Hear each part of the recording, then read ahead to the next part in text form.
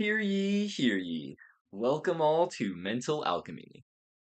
Okay, I don't know what that was. Welcome to Mental Alchemy 101, a metaphysical guide to practically improving your mental health and unblocking your unlimited creativity. I kind of got like a second title here. Mental Alchemy 101, a no BS blueprint to the art of mental transmutation for block creators who are fucking sick of living inauthentically. So if that sounds like you, come along for the ride, gang. Everyone is on a spiritual journey. Everyone has a soul. And every soul is on a path of reaching its highest potential. The only difference between spiritual people and non-spiritual people is the awareness that we're climbing the mountain of spiritual evolution. That's it. It's all perception. All of it's right here in the mind. Introduction. Welcome to Mental Alchemy 101, a no BS blueprint to the art of mental transmutation for block creators who are fucking sick of living inauthentically.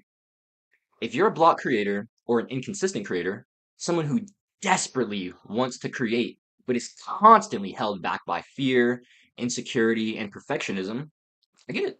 I do. Like, I was where you are just a year ago. Back in February 2024, I was not creating consistently. I was in love with creation and expression, yet I was terrified to actualize my inner world into the outer world, right? I suffered an inauthentic and unexpressive life for 9 years, from 10 to 19. 9 years living in the pits of hell, wishing I could express my unique self, yet programmed to contract and to keep myself small. Well, you know what? I got fucking sick of keeping myself small.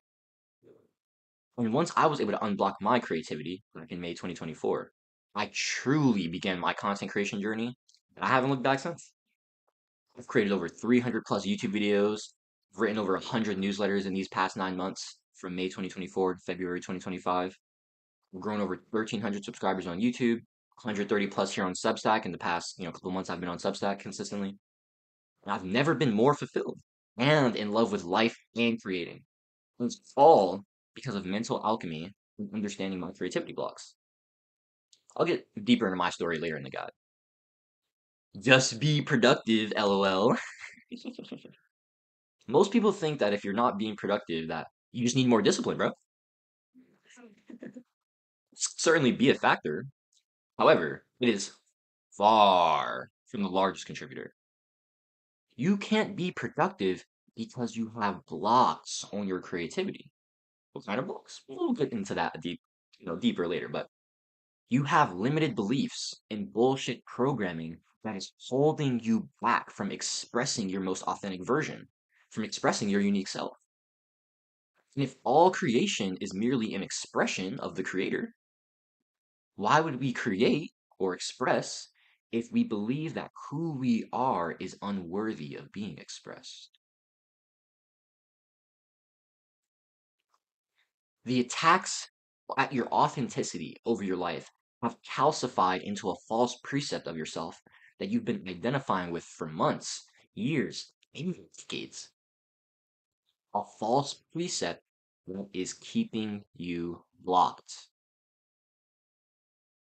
So, in this guide, it is my objective to help you understand these false precepts that you've adopted, release them, thus unblocking your unlimited creativity, and help you finally become the most authentic, consistent, and fulfilled creator you can be. This guide consists of 3 parts to help you understand the mindset, metaphysics, and tactics to transmuting your negative experiences and thus unblocking your unlimited creativity so you can become the most authentic, consistent, and fulfilled creator you can be. Part 1, what is alchemy? Right? Laying down this foundational understanding of alchemy. Part 2 is becoming an alchemist, actually learning the art of alchemy, the art of transmutation. Part 3 is understanding our blocks on our creativity so we can then transmute them through alchemy and thus unblock. This guide also contains a bonus section with super powerful mindsets, metaphysics, and tactics to help me tackle my perfectionism and forge me into the executor. Help me finally tackle my perfectionism, I'll say. Now I don't think about being perfect at all. I don't even struggle with that shit. So the bonus section is titled Conquering Perfectionism, Taking Action, and Making Change. After you complete this guide, you'll have 1, a newfound level of awareness about yourself and your struggles. 2, foundational understanding of mental alchemy. 3, journaling practices and other tactics and action step prompts to help you identify your blocks and struggles to unblock and then transmute them. And then 4, a fucking death grip on perfectionism. This guide will equip you with the tools to understand your creative blocks and finally conquering them so you can start ruthlessly making stuff again. Before we start, I want to invite you to connect with me and your fellow DRC Inner Circle members in our exclusive group chat. Ask us for advice or accountability, hop on our group calls, share your dubs with like-minded Renaissance creators who will celebrate your victories, right? Who will build you up. So click that button and join us. If you're still here, I'm going to assume you joined, all right? Ready to get into it? Let's go. Part 1 is alchemy. Perception is experience. Shift your perception, shift your experience. This is the foundation of mental alchemy.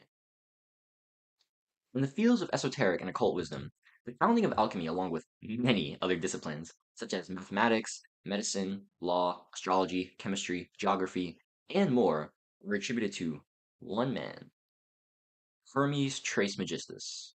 Yes, like the Greek god Hermes. Many believe, myself included, that Hermes had many incarnations that he was able to impact humanity and raise the collective consciousness with. A few of those being Enoch, a less known but extremely wise and godly biblical figure, Metatron, an angelic form of Enoch after his spiritual ascension, Odin, the Nordic king of the gods, uh, Thoth, or Tot, also known as, the final king of Atlantis that led his people to Egypt when Atlantis fell, also known as the Egyptian god Thoth, and of course, the Greek god Hermes. So maybe one man wasn't accurate, right? Let's say one soul. Hermes was known as Hermes Trismegistus because he was Hermes the thrice greatest. He was the greatest of all philosophers, the greatest of all priests, and the greatest of all kings. Big hype, am I right? But trust me, he definitely deserved it. He definitely deserved it. Of the great wisdom of Hermes, the philosophy of Hermeticism was birthed. There are 7 laws of Hermeticism, or 7 Hermetic principles. I won't go into too much detail about them, but here they are if you're interested. For more on Hermeticism, you should check out the Kabbalion. Kabbalion is absolutely amazing. I'll link the audiobook for free right here on YouTube, or on YouTube with this link. So you can check that out. Principle 1, mentalism. The all is mind, the universe is mental. Principle 2, correspondence. As above, so below. As within, so without. Principle 3, vibration. Nothing rests, everything moves, everything vibrates. Principle 4, polarity. Everything is dual. All opposites are the same, but varying in degrees. Principle 5, rhythm. Everything flows out and in, all things rise and fall. Rhythm compensates. Principle 6, cause and effect. Every cause has an effect, every effect has a cause. Principle 7, gender. Everything has masculine and feminine properties. But you didn't come here to learn about Hermes or Hermeticism. You came here to learn about one of his disciplines. So what is alchemy?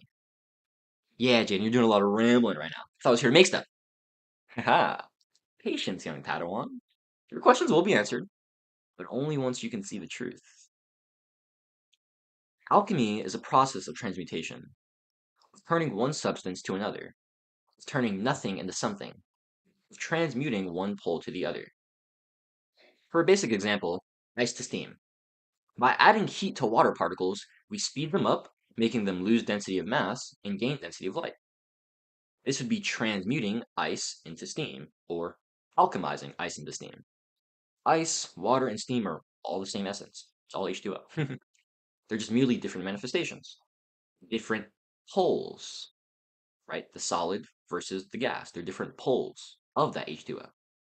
This principle is the foundation of alchemy.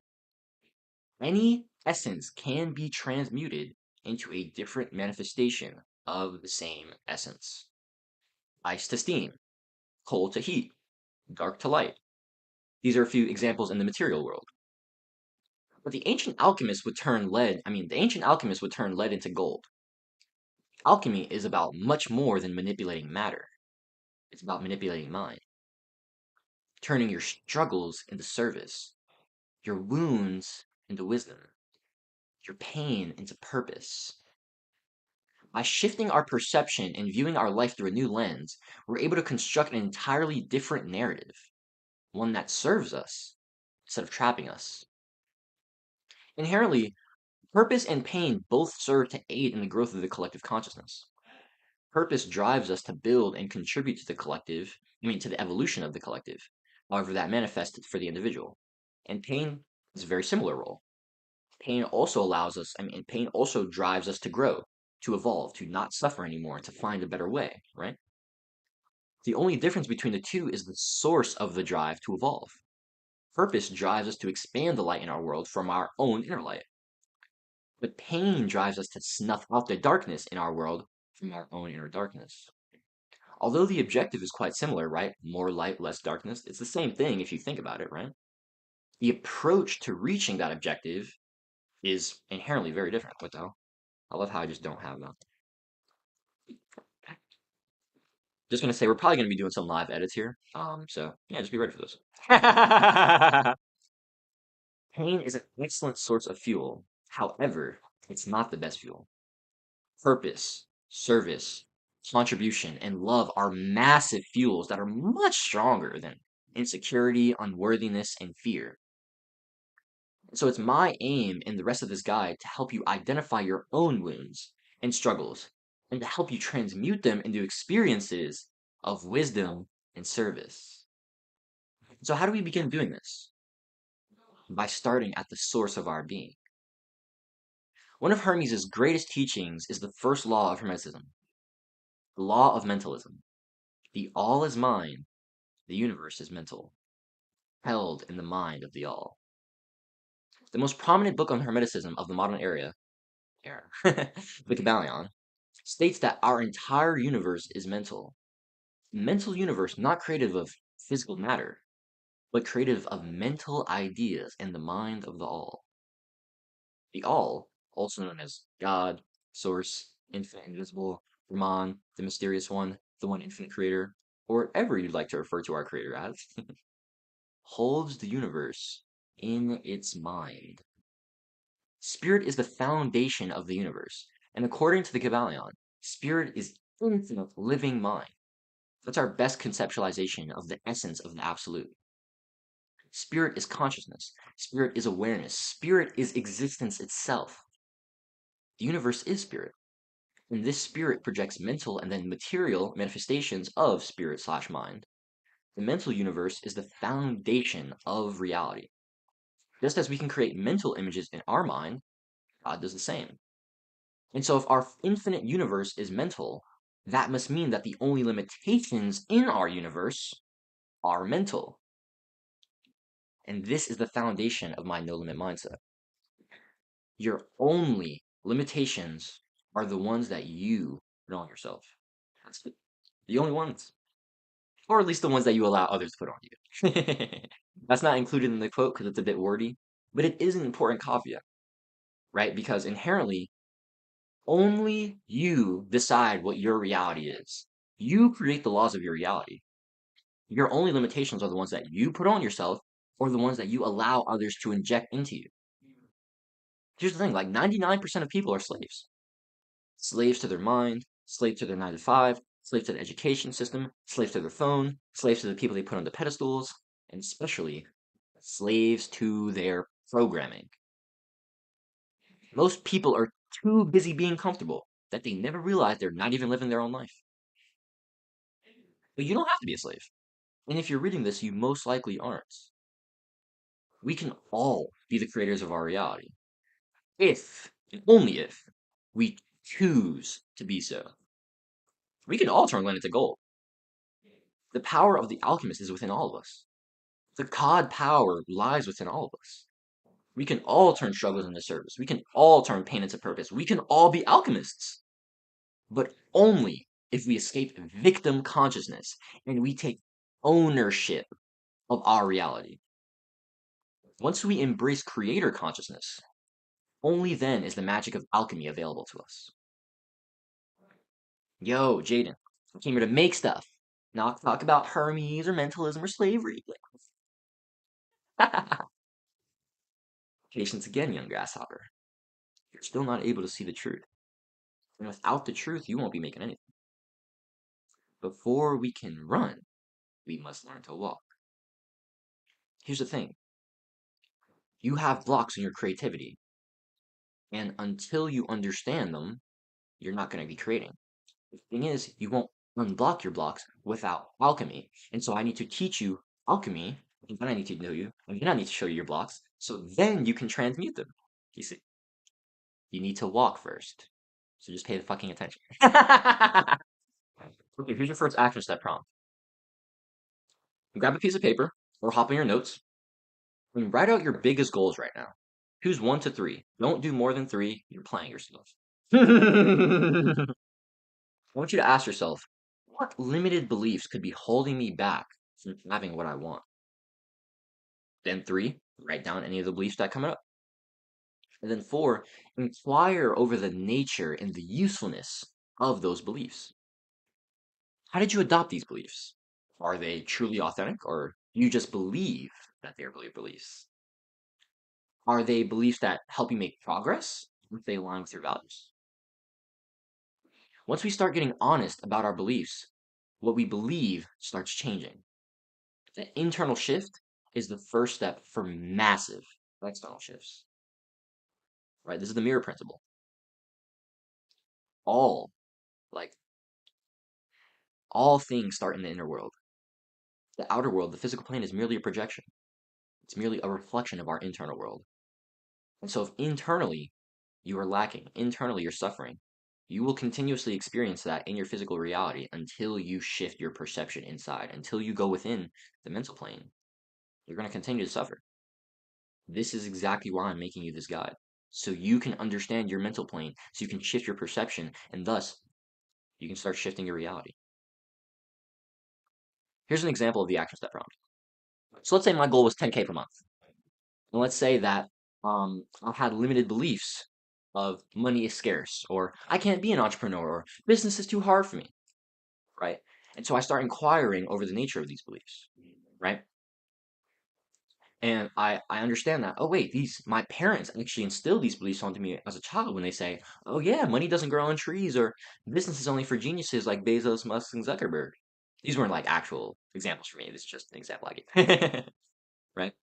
And then number 4, you see these beliefs and you're like, wow, these beliefs don't serve me. Therefore, I'm letting go of them so I can start making progress towards my goals. When you see beliefs, when you can hold something in your awareness, when you shine light on it, and you can just understand that this isn't for me anymore, it can start to release. But only if you hold it in light. If you're not willing to accept something, if you just keep repressing it, it's going to stay in darkness. And staying in the darkness, keeping things repressed, that's not how you heal things. Healing is healing. Bringing things to light is how you heal. It's the only way. Bring it to light. Feel it, heal it, accept it. Don't deny any part of yourself. Part 2, becoming an alchemist. All negative emotions are signs that you're misaligned with how the source perceives you. Let me know if this sounds familiar. You're on your laptop watching YouTube videos, and you suddenly hit a moment where inspiration strikes. Feeling moved by the muse, you begin to execute on the creative flow that comes to you. Planning, scripting, storyboarding. The vision slowly pieces together with every creative decision you make. You rehearse lines, with faces and gestures and body language. You grab your camera, set it up, to record, and you go pound. You're gathering your clips, rearrange, B-roll, music, export. All that work, all that creative fulfillment, just to get to the final process. Just to get to the final upload process and think, this is stupid. Who would care about this silly video? Close his laptop in a heaping frustration as your inner artist once again doesn't get its way. Let me ask you something. How much longer will you let your insecurity damage the relationship your inner artist has with creation and sharing its truest form of expression? How much longer? How much longer are you going to hold yourself back? The longer we remain shackled by our limited beliefs, or limbies, as I like to call them, for short. Limby. The longer we're held back by our limits. Let me read that. The longer we remain shackled by our limbies, the longer we're held back from experiencing the beauty and depth that life has to offer us. Our limbies are, more often than not, the true roadblock to breaking through our current constraint and reaching the next level. Who's to say that no one would watch your video? Why does that even matter? Can't you just enjoy your creation to enjoy it? Though it can certainly be an obstacle, I found on my journey that skill set isn't the biggest block that stops us from being consistent or at least fully expressive creators. Often, our mindset and limited beliefs hold us back from being the version of ourselves we want to be. I learned 18 months ago from Alex Hormozy that we have one of two constraints holding us back from making the exponential progress that's on the other side of that way. That's on the other side of that. That constraint. Yeah. Like I said, live edits. Number one, skills. Number two, beliefs. That's it. Those are the only two things. Here's my take on these concepts and how they've helped me overcome my fear and start creating consistently again. So you have a problem. I'm not good enough. Well, here's your solution. Make yourself good enough. Now, before we get into this, I want to address an extremely critical caveat. Like, this is very, very important. Although your internal worth is a reflection of your creator, infinite, what you can actively contribute to this physical plane is an entirely different set of value. Your worth as a soul is infinite in eternal abundance, but the worth of what your soul produces is dependent on your skills and experiences. Who you are and what you can do are two different kinds of value. Let me say that again, because that is so fucking important. Who you are and what you can do are two completely different kinds of value. Tying your sense of self-worth, tying your entire sense of self-worth to the latter, right, to simply to what you can do, often leads to suffering and obscene amounts of validation seeking. Obscene amounts. Knowing that you're infinite, knowing that your self-worth is infinite, rooted in your divinity, and that your journey is a process of extracting that infinite potentiality and actualizing it in this physical lifetime is the key to healing your attachments to external validation. Let me repeat that one. Knowing that your self-worth is infinite, rooted in your divinity, and that and that your journey is a process of extracting that infinite potentiality and actualizing it in this physical lifetime. That is the key to healing your attachments to external validation. Why do you need to attach to external validation if you know that your worth is already infinite? If you know that your journey is just a process of you bringing that infiniteness to the finite plane, all a process. So you don't need to attach to externals because you already know that you're internally infinite. Here's the thing, your authenticity is polarizing. It will attract your people and it will repel those who aren't for you.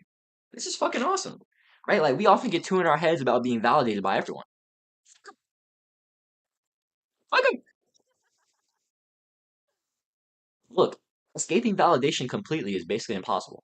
It's tragic but true, right? This is just how the human brain has been wired, psychically. Psychically. The psyche is just wired for this, evolutionarily. You need to stop valuing the validation of those who.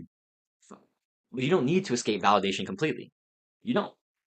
That's actually not an issue. You need to stop valuing the validation of those who don't align with your unique self. That's the problem. You are valuing the validation of people who don't actually align with your values and with your unique self. If someone doesn't align with your authentic being, why do you give a fuck about who they are and what they have to say? Or about what they have to say about you? That shouldn't fucking matter. That's the problem. We are valuing the validation of everybody instead of just valuing the people who resonate with our interests, our values, our goals, our pursuits. Here's a brief interaction with a fellow Substacker that really highlights my point here. So it was Emma. Emma's awesome. So she posted this. This is so funny. It says me. Don't tie your worth to external validation. Also me anytime someone subscribes. I fucking love this meme, bro. iCarly, yo. Shout out my girl Miranda Cosgrove, you know what I mean? I responded and I said, there is a difference between tying your worth to external validation and the joy of being recognized for your beauty and power. Let me say that one again. There is a difference between tying your worth to external validation and the joy being recognized for your beauty and power. Look, I'm not trying to call you out, Emma. This is my response to Emma's comment or her post. I just wish that someone told me this a couple years ago. It's a thin line. Validation doesn't have to be all shadow. There's beauty in validation. Your worth isn't tied to externals. That doesn't mean that externals can't be a mirror, reflect your worth back to you. And I mean, why wouldn't infiniteness make you smile? And I dropped the How to Change Chapter 11, Immateriality. I'll read this real quick. A wheel may have 30 spokes, but its usefulness lies in the empty hub. A jar is formed from clay, but its usefulness lies in the empty center. A room is made from 4 walls, but its usefulness lies in the space between them. Matter is necessary to give form, but the value of reality lies in its immateriality. Everything that lives has a physical body, but the value of a life is measured by the soul. Fuck, man, that's so beautiful. Your value is a reflection of your creator, infinite. And this is Emma's response. No, you're absolutely right. That's such a beautiful way to look at it. Your unique self is unimaginably beautiful and powerful. See your beauty, claim your power, and above all, ruthlessly express it.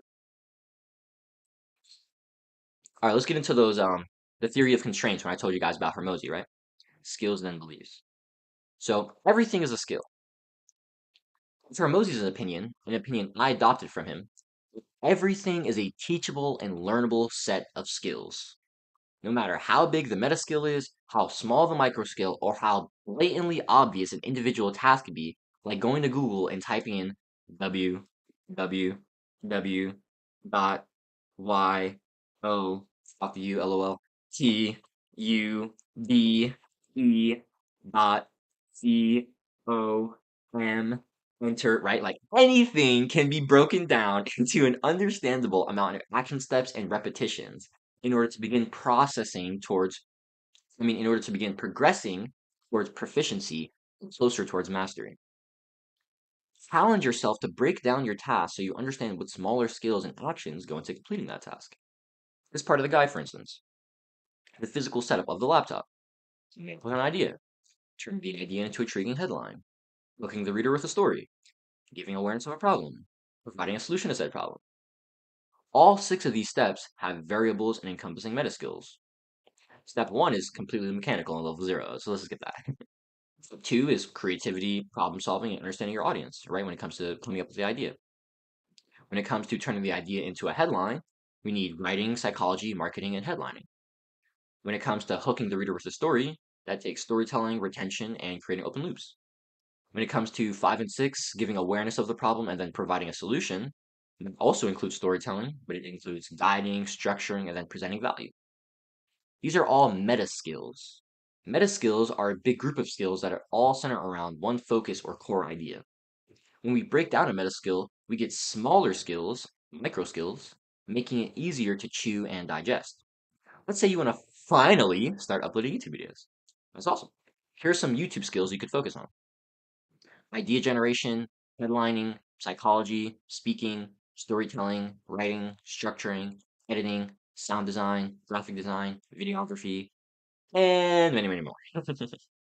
So if there's something you feel insecure about, try to identify a meta skill to target, and then try to figure out what micro skill to learn. If you're a videography, that could be composition. If you're a writer, that could be your ability to drop hints and keep the audience engaged. If you're an editor, that could be learning L cuts and J cuts to improve your storytelling and transitions. When we break down the skills we want to target, they become less big and scary, and therefore easier to select. Thing is, guys, like everyone started at zero. No one got to the top without starting at the bottom. You don't get a free pass for your success. You got to go take that shit for yourself. You got to learn the skills. So here's your action step problem. Number one, choose a goal. Number two, choose a meta skill that will help you reach that goal. Number three, choose a micro skill to work on within that meta skill. And then number four, figure out what actions or inputs you can focus on to improve those skills. So here's an example. 10K per month profit. 10K profit made in June 2025. So let's say the meta skill I wanted to target was storytelling, because it builds connections and delivers value. Let's say the micro skill in storytelling was adjacent storytelling, which is connecting two stories and or ideas by a shared theme, meaning, or message. And then let's say the action or inputs was to post 100 letters with 1 to 2 stories during Q1 of 2025. Right? And so it's like, let's say that was my goal. I actually had this goal for like December, and I've since kind of like shifted. But back then when I wrote this, right? Let's say like, was I going to be hitting the micro skill every time I hit it? Like, was I actually going to be doing adjacent storytelling every time I wrote a story?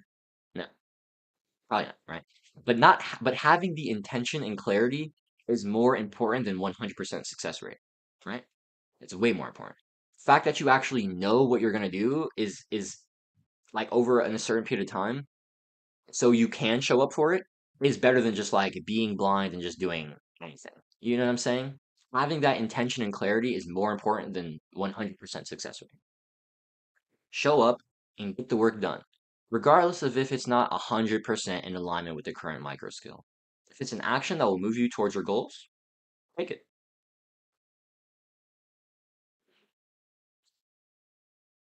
Cognitive reframing versus PTSD.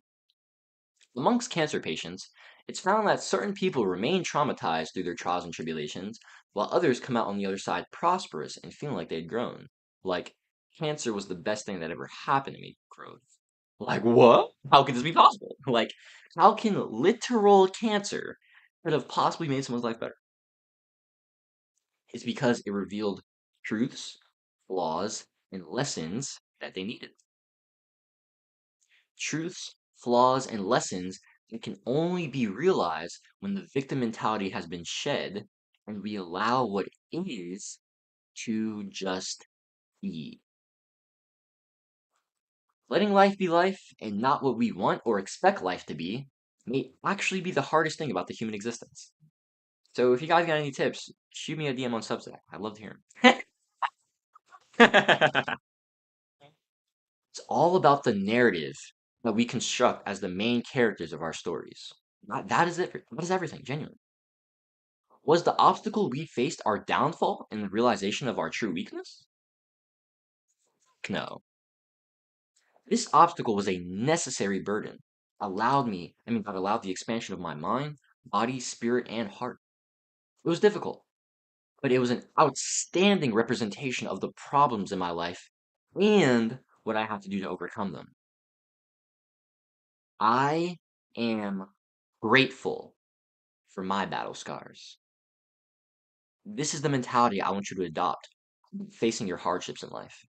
And trust me, get that life smacks the shit out of us sometimes, right? We don't exactly want to believe in the power of positivity. Let me just ask you this question. What do you have to lose from thinking positively and reinforcing confidence in yourself? What do you have to lose? Money, friends, women? No, like seriously, I actually can't think of anything. What's so important that you hold on to that you won't even believe positively so it can change your life? What? Like, what? What are you saying to me right now, dog? Ah, hold up. I understand. You're still holding on to who you used to be. You're still focused on how good things were. You can't let go of your burdens, and it's keeping you anchored to your past. Well, I got a message for you. Your truest and highest version is looking down upon you, desperate for you to reach out to it. It's holding out its hand to pull you up. But instead of looking up, instead of looking forward, you're looking at the shaky chair that you're standing on. Stop looking down. Stop looking back. Stop relying on a shaky foundation. Let it go. Look up. Reach for the hand that God has put out for you.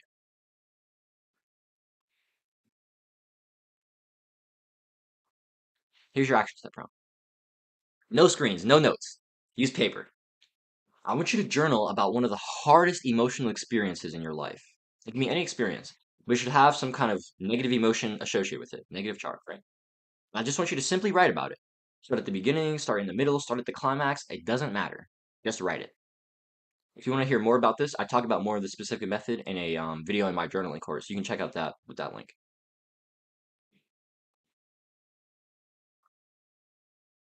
Here's the second part of the theory of constraints, where I was talking about Hormozy. Challenge all your beliefs.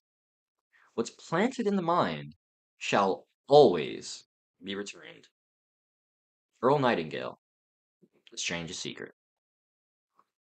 This quote and mindset has stuck with me since I heard it for the first time back in October 2023 when I listened to Earl Nightingale's The Strangest Secret. I actually listened to it at an entrepreneur's house. Super killer. He's a millionaire. He's a friend of my dad's. I'm actually doing some business stuff with him. We're gonna be making some moves in the future, but his name is Rich. I went to Rich's house and he like played The Strangest Secret for me and my family, and it just hit. It just hit so resonant, man. Thing is, guys, like the power of the tongue is extremely potent. It's extremely potent. Our words, the mere thoughts we think, and sentences we say aloud to ourselves are large determining factors to whether or not we feel fulfilled or satisfied with life. They aren't the sole factor, but they are a large contributor. This is why we have to challenge all our beliefs, especially the beliefs that we don't challenge at all. Hormozy and Dan Coe are big advocates of this mindset. We live in a society that wants to keep us trapped, starving, unfulfilled, small, so we can continue to work for the corporate man or the government, right? Yeah, we can just keep being slaves for the system. The system has never wanted us to be free thinkers or innovators. The system thrives through conformity. That's how it was built. It was built on conformity.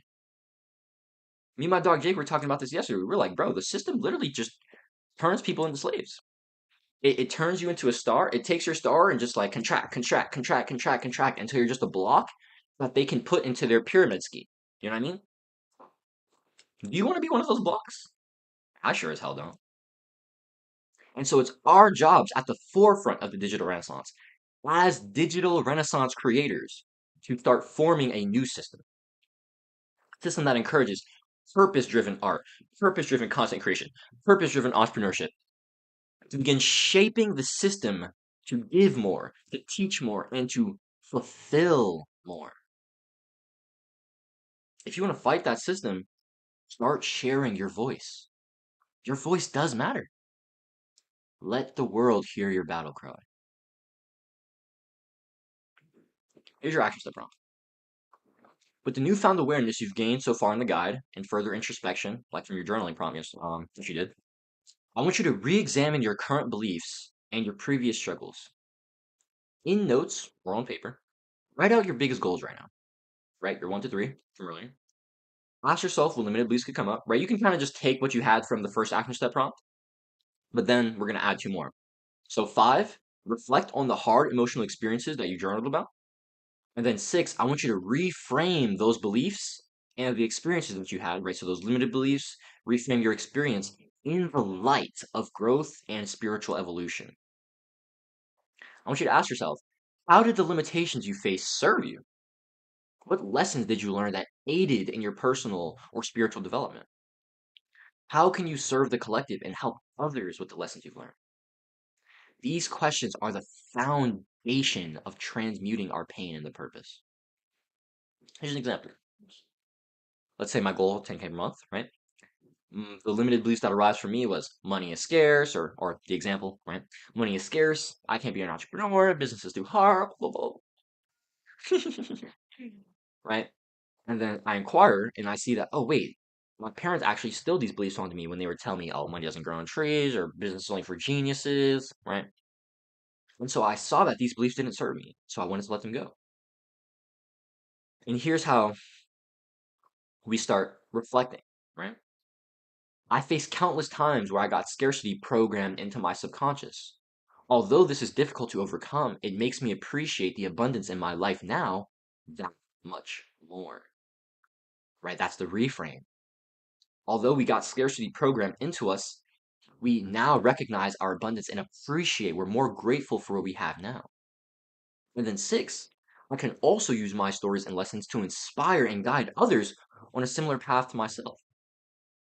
That's the reframe. It didn't happen to you, it happened for you.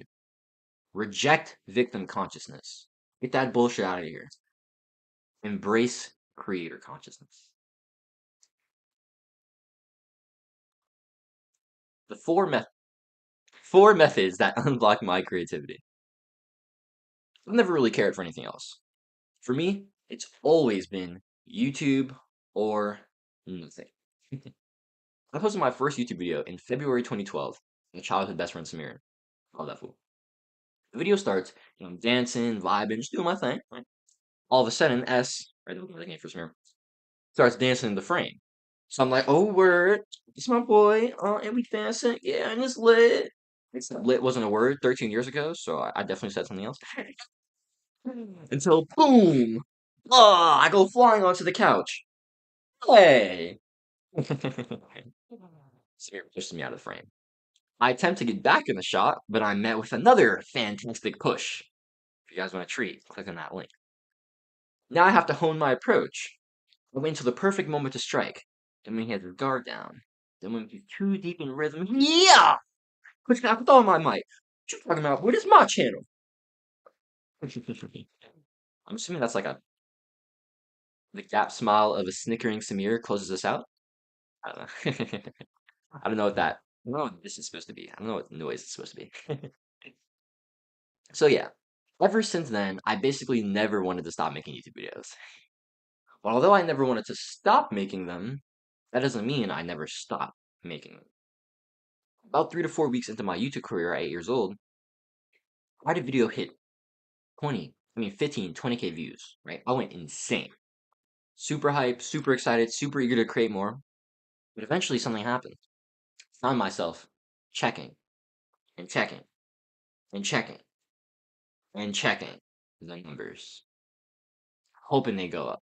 Constantly hitting refresh, constantly looking for higher numbers, constantly seeking quick dopamine, constantly searching for online validation.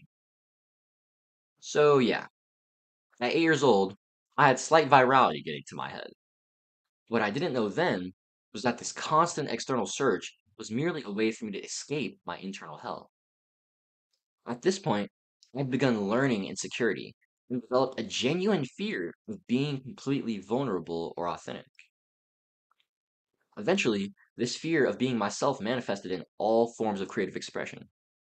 Drawing, crafting, dancing, video, creative writing, and making comic books were all largely off limits for me from ages 10 to 19.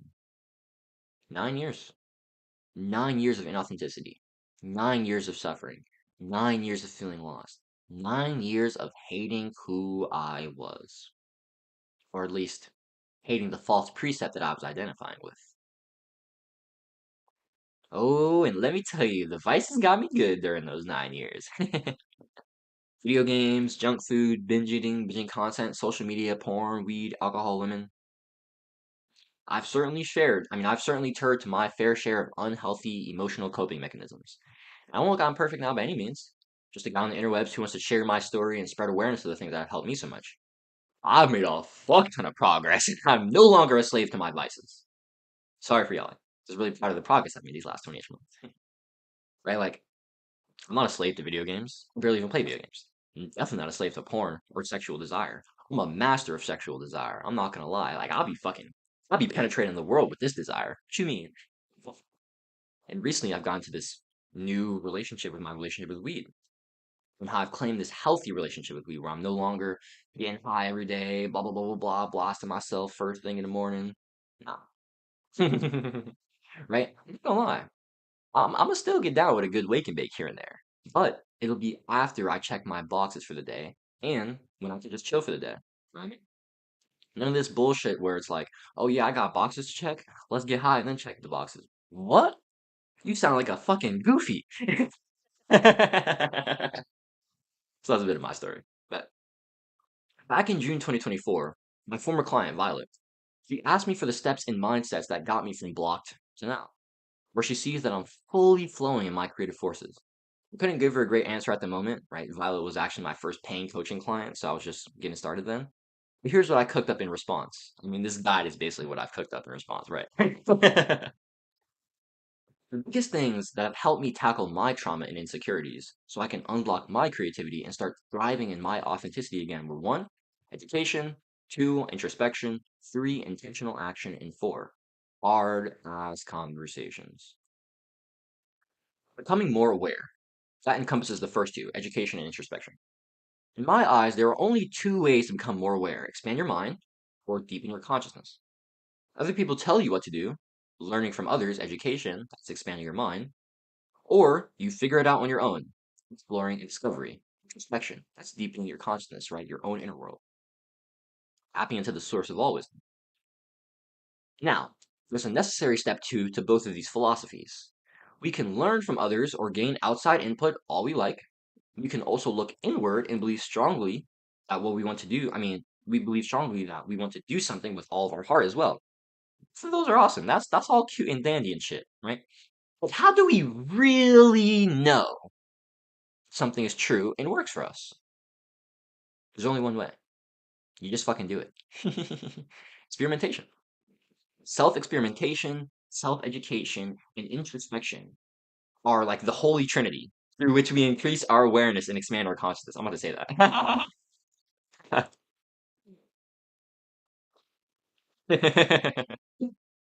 I've used most of this guide to set you up with the teachings, tools, and tactics to help you with the first three: education, introspection, and intentional action.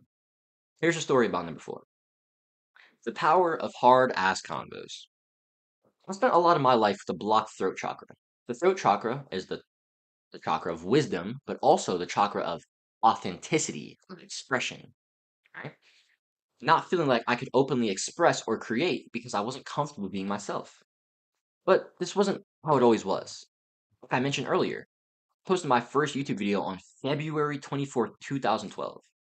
I was 8 years old, and my childhood best friend Samir and I were in my living room recording 360p videos using my grandfather's laptop.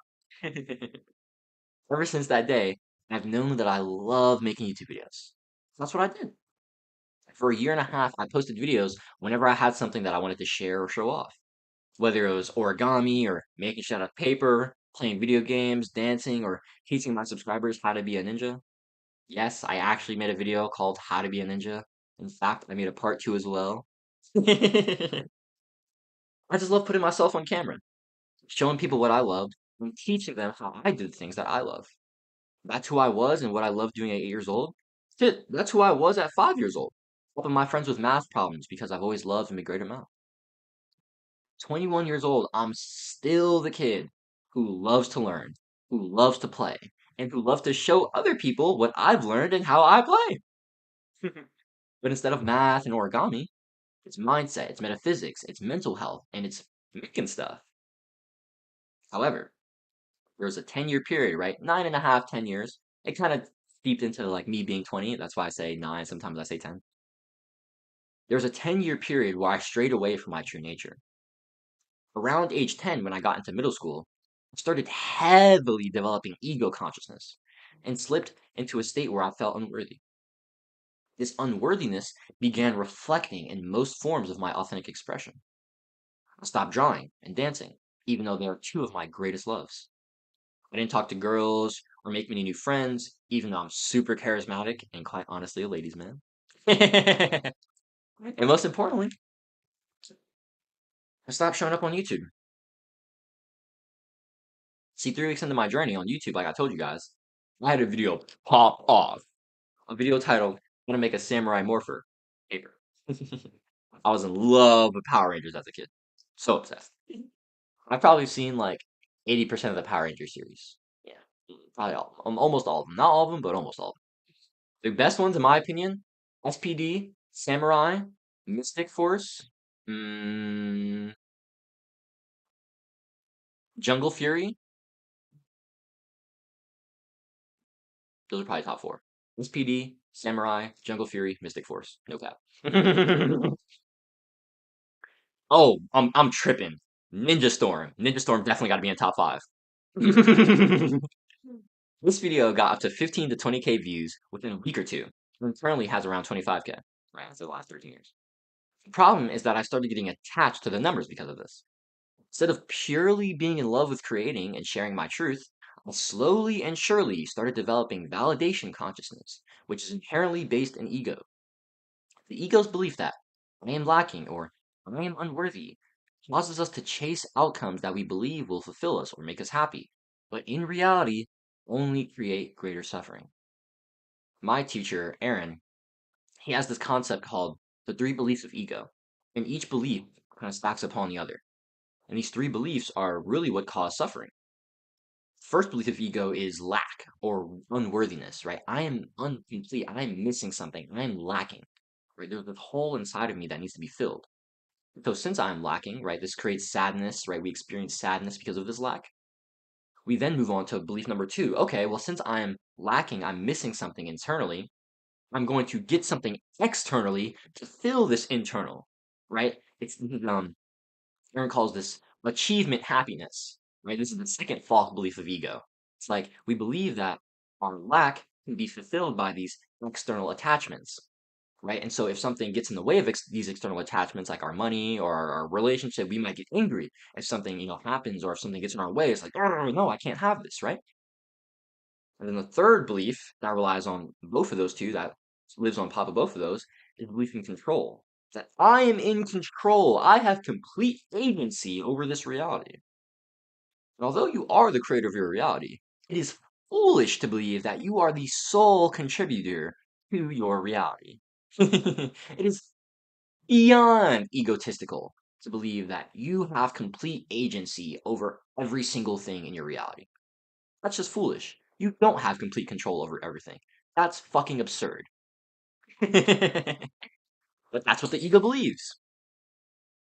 And when that belief in control is threatened, it starts getting fearful, anxious, worried. Why? Because if I lose this attachment that I need control over, then the hole inside of me will be empty. See what I'm saying? Lack, sadness, attachment to externals, anger, control, fear. These are the three false beliefs of ego that create our suffering. And all three of these beliefs lie on the first pillar of lack, of unworthiness. I am not enough. That is what you believe about yourself. I guarantee it. I guarantee it. I did as well for a long time. For a long time. But it's just not true. It's not fucking true. You are beyond infinite. You are beyond worthy. Your value is not tied to the external. You have two types of worth: your internal worth, the worth of your soul, and your external worth, what your soul can produce. Those are two different kinds of value. Stop completely tying your sense of worth to the external, to what you can produce, to what you can contribute to society. Your worth is infinite. It is valuable beyond measure. You only experience lack in your mind. Lack is not real. Scarcity is an illusion. We have to perceive reality correctly. I want you to think about this. Abundance is genuinely the only thing that exists in reality. Whether it's an abundance of having or an abundance of not having, abundance is still your only experience. You are more than enough. You are abundance. It's just your perception. Jesus said, "Those who possess something will receive more, and those who have nothing will be deprived of even the little they have." This is Jesus teaching the law of attraction, teaching the mirror principle. saying that what you focus on, what you claim internally, what you possess internally, will come back to you. And so if you focus on lack, on what you don't have, you will be deprived of it.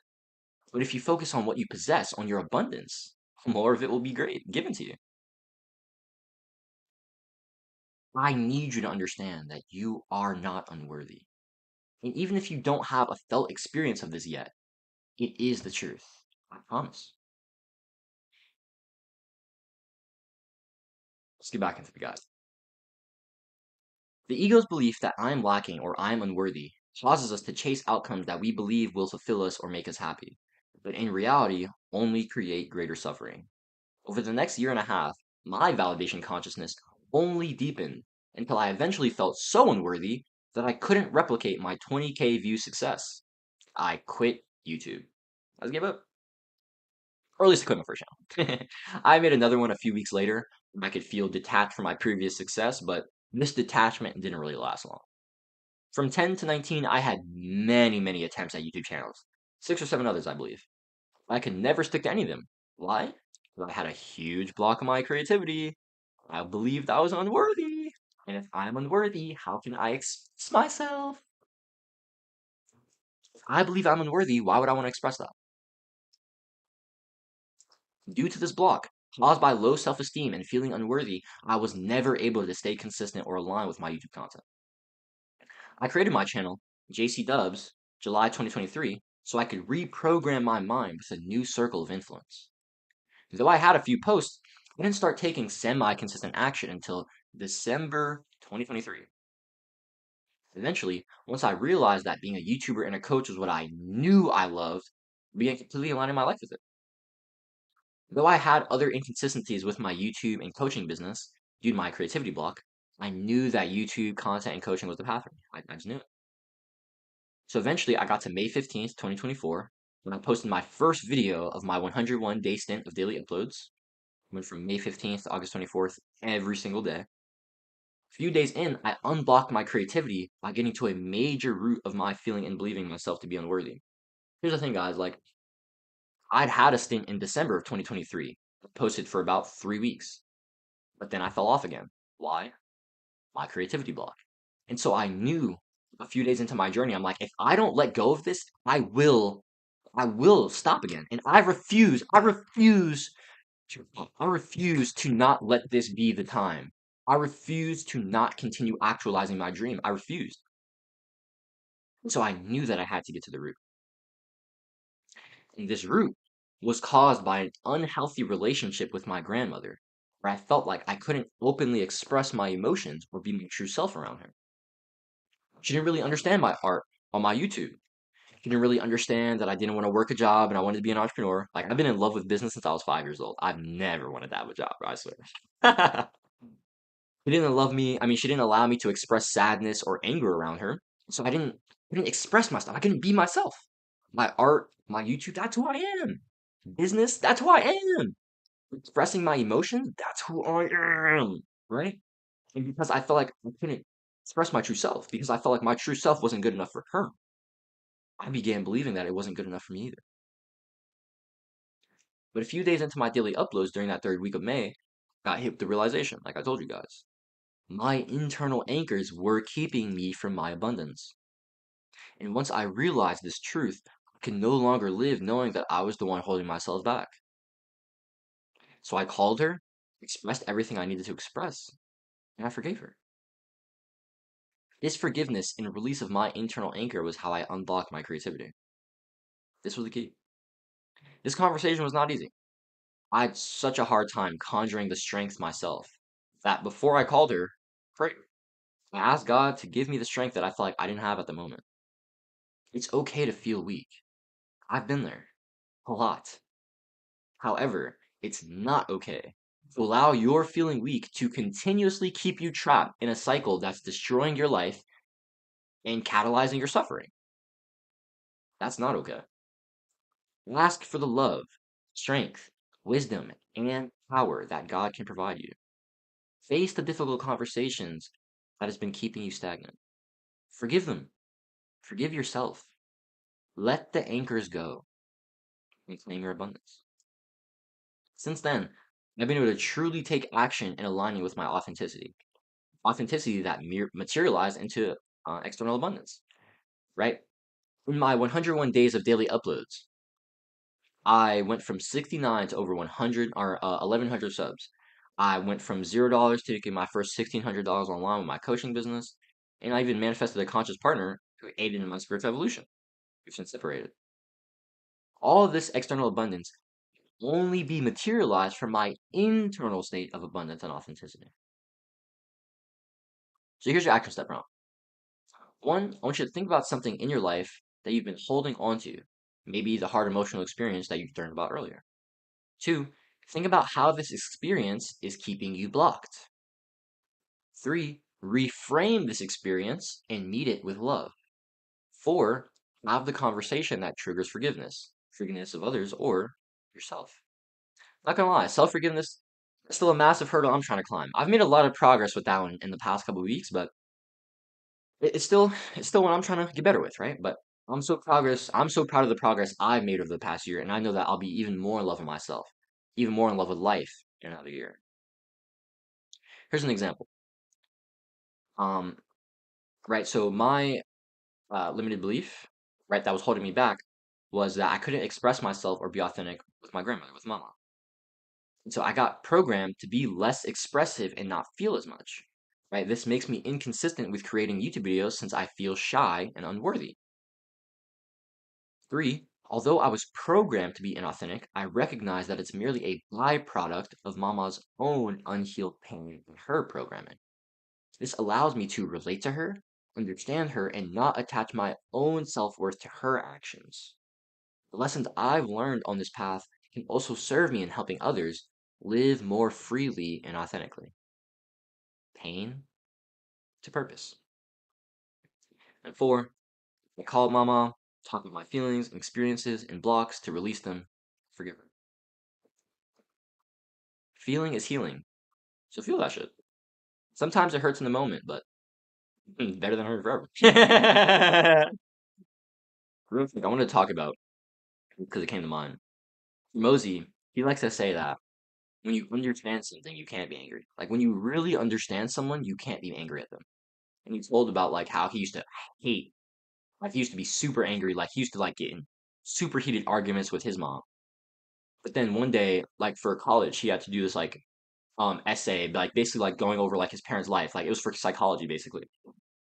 And so as he went back and he understood his mom like growing up um like with her parents and how like her dad was like very strict and like wasn't very loving and affectionate, and then how she came over to America and how she was like treated as an immigrant. I believe his mom is French, and how she was like, like not treated well, and like basically like immigration, like racism, stuff like that, discrimination. And so since Hormozy understood his mom's struggles, her pain, right? The next time he went to go see her, she like, got into like the normal like blah blah blah blah, we're arguing. And Hormozy was just like, I can't be mad at you. I can get it. And that is so fucking potent. Like with my grandmother. Man, my grandmother's mom,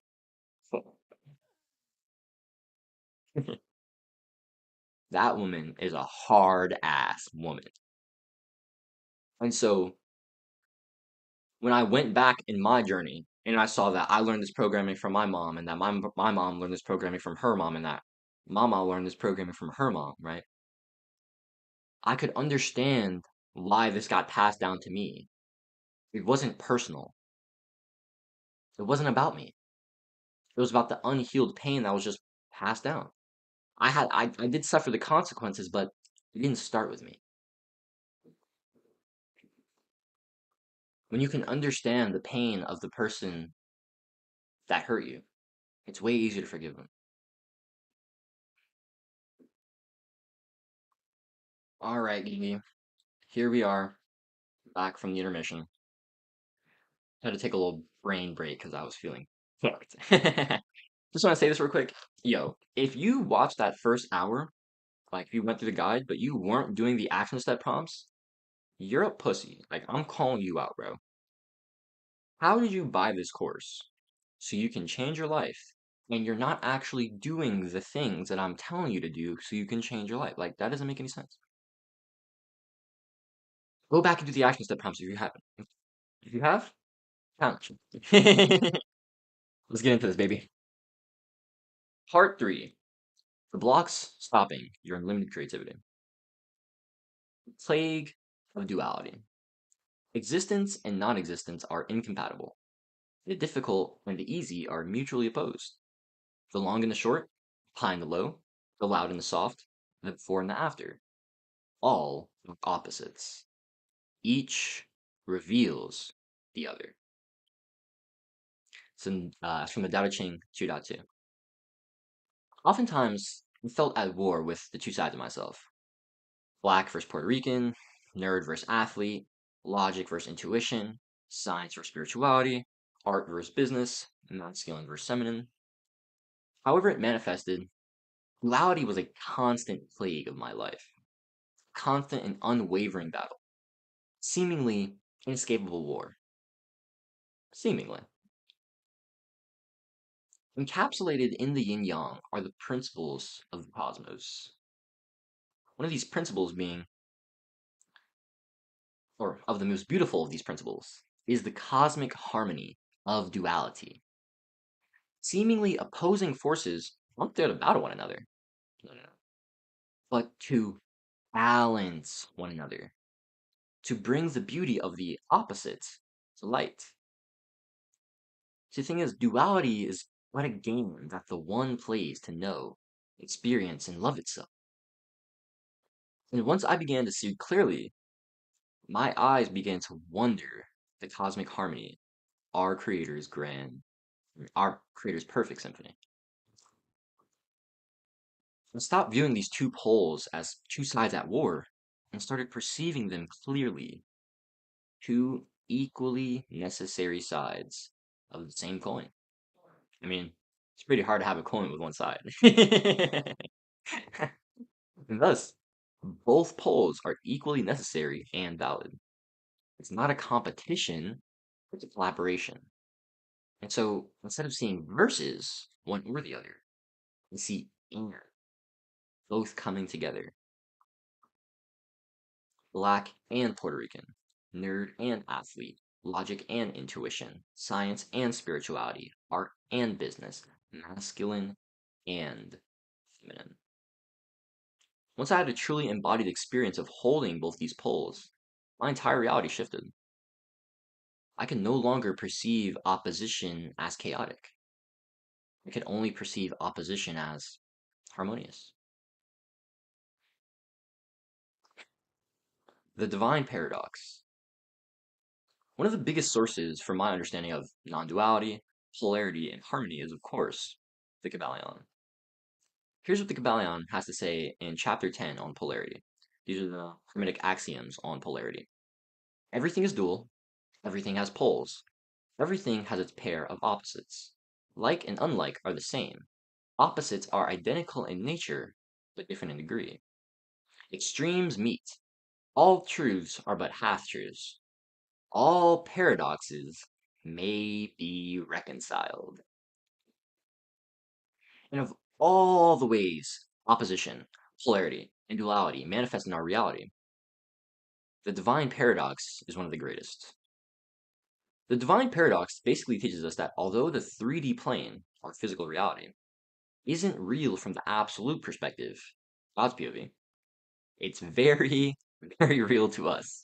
Very fucking real. From the relative perspective, or individual perspective and experience, physical reality that we reside in is tangible and very material. So this mentalism shit's just a bunch of woo-wah, right? Not quite. The all is mind. The universe is mental. Herein lies the divine paradox. When I first listened to the Kybalion back in August, chapter 6, the divine paradox, was a massive paradigm shifter for me. Unfortunately, I couldn't hold the paradox. I began denying my physical experience and attaching deeper and deeper and deeper to the metaphysical. Pure spiritual bypassing. Don't do that. But once I returned back to embracing and accepting my physical experience, I began noticing the paradox everywhere.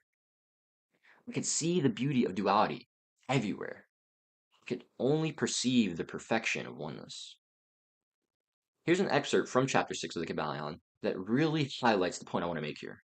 Brace yourself. It's kind of long, but so is the rest of this guide, so I'm sure. The absolute point of view shows merely one side of the picture. The other side is the relative one. Absolute truth has been defined as things as the mind of God knows them, while relative truth is things as the highest reason of man understands them. And so while through the all, the universe must be unreal and illusionary, a mere dream or result of meditation, nevertheless, to finite minds forming a part of that universe and viewing it through mortal faculties, the universe is very real indeed, and must be so considered. In recognizing the absolute view, we must not mistake, or we must not make the mistake of ignoring or denying the facts and phenomena of the universe as they present ourselves to our mortal faculties. We are not the all, remember. To take familiar illustrations, we all recognize that matter exists to our senses. We will fare badly if we do not. And yet, even our finite minds understand that the scientific dictum that there is no such thing as matter from a scientific point of view, right? That which we call matter is held to be merely an aggregation of atoms, which atoms themselves are merely a grouping of units, force, called electrons or ions, vibrating and in constant circular motions. We kick a stone and feel the impact. It seems real, notwithstanding that we know it to be merely what we have stated above. But remember that our foot, which feels the impact by means of our brains, is likewise matter, so constituted of electrons, and for that matter, so are our brains. And at the best, if it were not by reason of our mind, we would not know the foot or stone at all. Then again, the ideal of the artist or sculptor, which he is endeavoring to reproduce in stone or on canvas, seems very real to him. So do the characters in the mind of the author or dramatist, which he seeks to express so that others may recognize them. And if this be true in the case of our finite minds, what must be the degree of reality in the mental images created in the mind of the infinite? Oh, friends, to mortals, this universe of mentality is very real indeed. It is the only one we ever know. Though we rise from plane to plane, higher and higher in it, to know it otherwise, by actual experience, we must be the all itself. It is true that the higher we rise in the scale, the nearer and nearer to the mind of the Father we reach, the more apparent becomes the illusory nature of finite things. But not until the all finally withdraws us into itself does the vision actually vanish. So we need not dwell upon the feature of illusion. Rather, let us, recognizing the real nature of the universe, seek to understand its mental laws, and endeavor to use them to best effect in our upward progress through life, as we travel from plane to plane of being. The laws of the universe are nonetheless iron laws because of the mental nature. All except the all are bound by them. What is in the infinite mind of the all is real, in a degree second only to that reality itself, which is vested in the nature of the all. So do not feel insecure or afraid. We are all held firmly in the infinite mind of the all. And there is naught to hurt us or for us to fear. There is no power outside of the all to affect us. So we may rest calm and secure. There is a world of comfort and security in this realization once attained. Then calm and peaceful do we sleep, rocked in the cradle of the deep, resting safely on the bosom of the ocean of infinite mind, which is the all. In the all, indeed, do we live and move and have our being. It's from the Kybalion on the divine paradox. Wow. Although we understand the truth of oneness, we still have a very real physical experience. This universe of mentality is quite real to us because we are absolutely having a physical experience. To attempt to deny that would be spiritual bypassing and pure delusion. But to believe that that this human experience is all we are, well, that is equally, if not more, blasphemous. You are the divine having a unique physical experience. This physical experience is not some tormenting hellhole that we need to elevate our consciousness to escape from. No, absolutely not. This physical experience is beautiful. This physical experience is intended. This physical experience is divine. Holy art thou, of whom all nature is the image. From Corpus Hermeticum 2.90. Then God said, let us make mankind in our image, in our likeness. Genesis 1:26. Father's kingdom is spread out upon the earth, and people don't see it. It's from the Gospel of Thomas, saying 1:13. It is on earth as it is in heaven. If and only if we have the perception to perceive it. When when perfection is your perception, you can never truly suffer. When you can rise above duality, when you can hold that pain and suffering is actually for your highest benefit, can you truly suffer? Or do you just know that the hard times, the times where you're down, the times where you're struggling, the times where life's beating you up, you understand that it is a necessary part of the path? How can you suffer when you know that everything is for you? When perfection is your perception, you can never truly suffer. And how do we perceive this perfection? Here's the short answer. You, one, love the beautiful times. You, two, love the lessons that the suffering teaches you. And three, basically accept everything and find the beauty in every situation, right? Don't deny anything.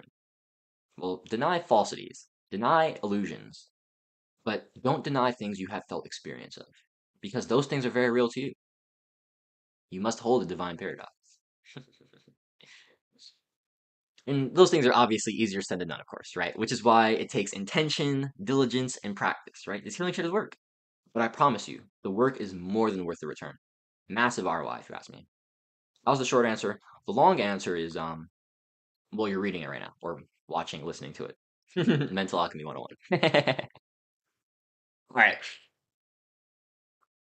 The truth of non-duality. We are physical and spiritual beings. This is but one of many truths of non-duality. Non-duality is the acceptance that although things in life may look dual or separate, they are truly not. For all things in the universe require opposites to remain balanced and return to equilibrium.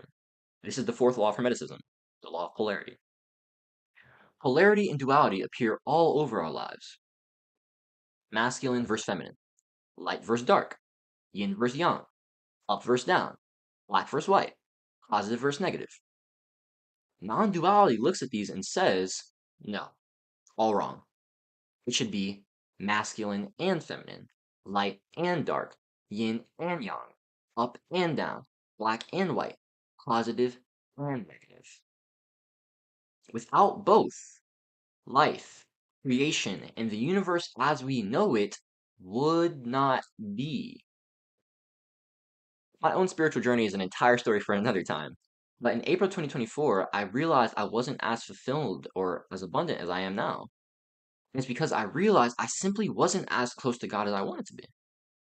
As close to the source of the greatest amount of love, wisdom, and creation as possible. But once I saw my relationship with God through the lens of non-duality, it all made sense. We as humans are made in God's image. Holy art thou whom all nature is in the image. Let us make mankind in our image, in our likeness. We are extensions of our Creator's boundless love and wisdom, the infinite consciousness and energy of the source. blessed with the ability to create and to enact God's will. We are not separate from God. We are one with our Creator. Those are my poems. It's called Unique. All is one is all. All is one, and yet one is more. One is many is one. Many is one, and yet many is different. Many is unique. Unique is many. Unique are all. Yada yada yada oneness, yada yada yada unique self. Alright, that's the point. Once we start walking in this oneness and allowing God to do work through us, through our unique self, it all starts to make sense. You are a fractal of the source. You are a unique individual expression of the divine, using the experiment of life to learn, to play, and to observe yourself on deeper and deeper and deeper levels. So inherently, you can know thyself and love thyself on deeper and deeper and deeper levels.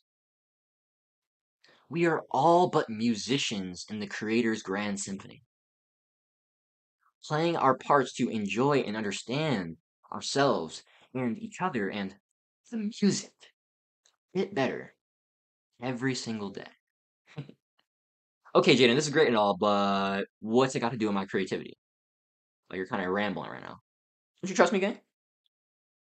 Don't hesitate since you don't want to hurt my feelings. Don't answer that. We're getting there, right? Now that we understand non-duality, we can understand how duality affects our ability to create. If you're not tapped into the truth of your being, connected to the source of all creation, how can you possibly expect to be as creative as you can be? It's completely unreasonable. This is why we have to transcend duality and shift to non-duality as soon as possible. Let's go over two key concepts that will solidify my point further. One is the mind-body-spirit connection, and two is the art of creation. The mind-body-spirit connection. You are a spirit that has a mind, which lives in a body. A spiritual being with a mind that resides in a physical vessel. Spirit is our truest self, our connection to God, to Heavenly Father, our consciousness and ability to perceive. The body is our vehicle for the earthly plane, our connection to Gaia, the earthly mother. Our life energy and ability to feel, move, and exists. This is how the Essenes like to teach the heavens and the earth, or the natures and the cosmos, right? The Heavenly Father and the earthly mother. The Essenes was the sect of Judaism that Jesus arose from. In the Course in Miracles, I like to teach that your body is merely a learning device for your mind. A spirit, spirit is unchangeable. Spirit is our true self. But the mind has falsities. The mind has perceptions that it has to heal, that it has to learn through. And your body is merely just a physical vessel for that learning. The mind does all the learning. All of the mental creations, all the misperceptions, everything is right here in the mental plane. In Hindu culture, Shiva represents a divine masculine, presence, awareness, wisdom, structure, the consciousness that holds life. On the contrary, Shakti represents the divine feminine, abundance, existence, love, flow, the energy that animates life. The union of Shakti Shiva is what brings about all life. The mind is the bridge between the spiritual and physical planes, a bridge so vast that it creates its own plane. That's how I like to conceptualize it, at least. Where spirit energy meets the physical world through our five senses to determine how we interact in our universe. Once I looked at the mental plane as the link between the physical and metaphysical, I started to see much, much more clearly. We have three types of blocks that are blocking our creativity: physical, mental, spiritual. I'm going to break them down a bit more in the guide, a bit later in the guide, but here's a brief idea of them. Physical blocks: hunger, cramping, spaces, cleanliness. It's very surface level. Mental blocks: anxiety, overstimulation, poor focus. These things can, be more mid-level. They're not crazy. These things really won't stop us that much. The biggest blocks, the absolutely hugest blocks that we have are the spiritual blocks. These are things like trauma, artist abuse, or duality consciousness. As we move through the continuum of blockage, right, from physical to mental to spiritual blocks, and shift from physical to spiritual blocks, the severity of the block increases. Like I said, physical blocks are surface level, mental blocks are mid level, spiritual blocks are the deepest blocks.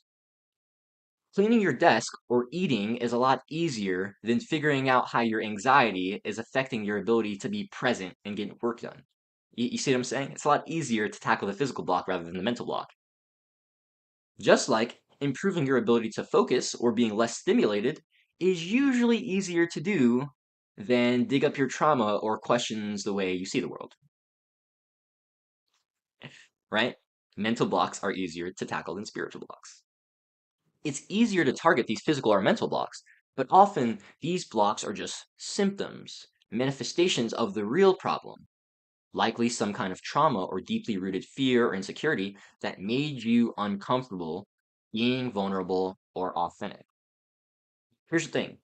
Our creations are a reflection, an expression of our true selves, of our unique self. If we don't feel comfortable being who we are or showing who we are, why would we give into a practice that is the epitome of authenticity and self-expression? It literally makes no sense. When we're met with the spiritual block of not feeling comfortable or loving or not loving who we are, it stands as the largest dam blocking our flow, the largest block that is stopping your unlimited creativity from flowing. If you don't love all of your art, you don't love all of yourself. Reject perfectionism. Embrace the undeniable beauty that is the expression of your unique self. And I said this in response to a quote that said, "The part of you that cringes is the part of you that is in a cage." You're only cringing because you're denying, you're repressing that part of yourself. Fuck that shit. Let them free. Reject perfectionism. Embrace the undeniable beauty that is the expression of your unique self. Here's your action step prompt. Contemplate on one block that you're currently facing from each category: physical, mental, spiritual. Create one action step for each to help you begin making progress towards healing or unblocking. And 3, take the fucking action. All right, here's an example. Let's say that your physical block was you're always thirsty while you're working, so you get distracted.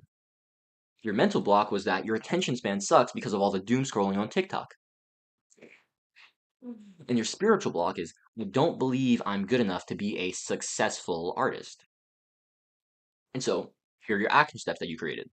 For your physical block, you keep a water bottle next to you at all times. For your mental block, you train your attention span for 15 minutes a day by reading. It's awesome.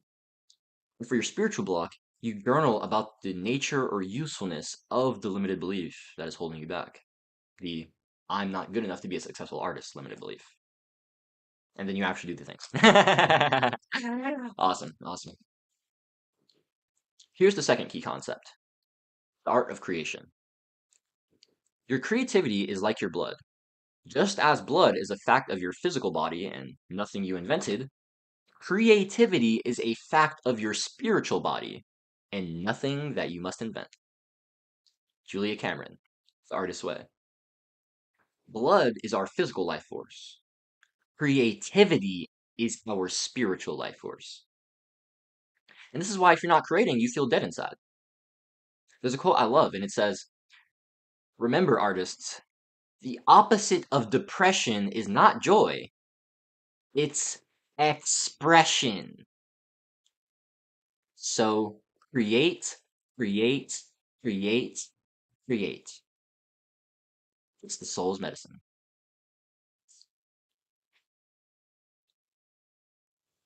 Creativity is your essence. And if you're not doing that, you're not aligned with your true nature. When you're misaligned with your nature, you feel it. That's a problem. I mean, it's a process. That is a problem though as well. Creation is a two-step process. One part ideation and one part actualization.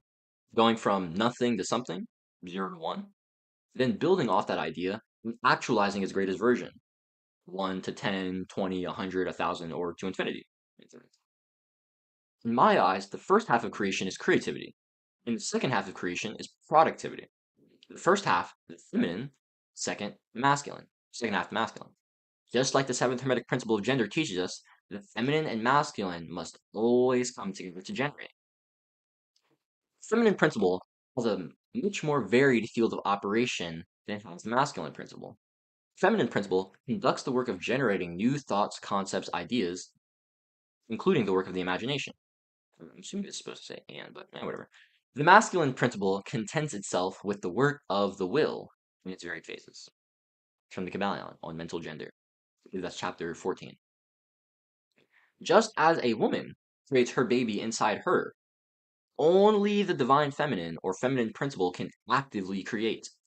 A man isn't required for the process of creating a baby, only the beginning of the process. The masculine principle's will or intention is a necessary constraint to capture the infinite power of the divine feminine and to wield her so the process of generation can begin. Like I said earlier, Shiva, the divine masculine, is the structure, and Shakti, the divine feminine, is the energy that animates. Without the flow to hold, without the structure to hold the energy, to hold the flow, it's directionless. The way of the superior man, it's in my mind. I would grab it, but it's in the back. Conceptualizes this as the feminine being a abundant, amazing, extremely powerful, all direction and so directionless ocean. Feminine is pure life, pure energy, pure abundance. It also is chaos. But without any structure, so what? It's all over the place. And so the masculine comes in and it creates canals and boats to ride on. And now we're channeling this energy, the flow of the ocean, into a channeled, into a directed, into a focused spot. Now we're using some intention to harness this energy. Now we can start making some moves happen. The masculine principle's will or intention is a necessary constraint to capture the infinite power of the divine feminine, and to wield her so the process of generation can begin. However, once the show is on the road, the feminine principle is almost entirely responsible for the active process of creation. Like I said, only the woman creates the baby inside of her, right? Masculine will and intention, plus feminine energy and desire, equals creation. Both are required. This is important to apply in our own lives in terms of using intention or discipline in order to begin a process, then letting the flow of life take you once you're in it. My teacher Aaron, he likes to say, at first it takes effort until love pulls you in. Right? Sometimes, it usually takes some discipline, some intention to really get going, to develop a practice, to develop a habit, and then love pulls you in, life pulls you in, you're just doing it. We use our masculine to start the process of creating, and from there our feminine executes and generates the idea. However, it's not just a linear path, step one, step two. It's a cyclical dance. Like all things in life, the dance of creation is a cycle. Number one, feminine ideates. Number two, masculine wills the beginning process. Number three, feminine begins generating. Number four, feminine hits a wall or a problem. Number five, masculine comes back in to create a new intention in order to solve the problem or tackle the wall, right? Six, the feminine brings us the idea or the next step for this problem. Seven, the masculine wills the actualization of that solution. Eight, the feminine begins generating that solution. And then nine is repeat 4 to 8 until creation is complete. It's a constant flow back and forth between our two energies. Tempting to deny one would be foolish. We have to embrace both. The part of the masculine principle seems to be that of directing a certain inherent energy towards the feminine principle, and thus starting into activity the creative processes. But the feminine principle is the one always doing the active creative work, and so on all planes. And yet each principle is incapable of operative energy without the assistance of the other. That's from the Kabbalion on the seventh hermetic principle of gender. I like to view creativity as the spiritual and mental planes, and productivity as of the mental and physical planes. When we face mental and especially spiritual blocks, we often turn to emotional coping and dissociative techniques. In people with complex PTSD or CPTSD, which is trauma over an extended period of time versus one instance, dissociation is extremely common. Dissociation is the separation of one's thoughts, feelings, and perception from that of the physical experience. If someone was constantly getting abused as a child, they could have learned to dissociate as an adaptation mechanism. The thing about trauma is that it happens for a reason. Our brains are attempting to make the best out of a bad situation. So it picks up these adaptations to protect us. Our mental and spiritual healing journey is one that consists of finding these adaptations that we're most likely unaware of, and then doing the inner work in all aspects to unlearn that adaptation. If a belief isn't serving you, then it's just there to control you. It's from Nero. So think about this for a second. If you've been traumatized or are dissociating through other means such as substance or technology abuse, then you are constantly severing your connection from the physical and mental, or physical and emotional. And if your physical self is cut off from your mind or your emotions, you know what else is getting cut off from? The bridge connecting you to God. If you are constantly severing or breaking away from the spiritual or mental and emotional plane, then you won't be able to tap into the source to receive the signals you should be receiving, the signals you need in order to create. This is how duality can block the fuck out of your creativity. Because if you're not inherently understanding that you need your creator, you need to be tapped into your creator to be as creative, as expressive as possible. If you don't understand that, since you don't understand that, you're constantly dissociating and disconnecting from that truest part of yourself, you will remain blocked. It's true. So here's your action step prompt.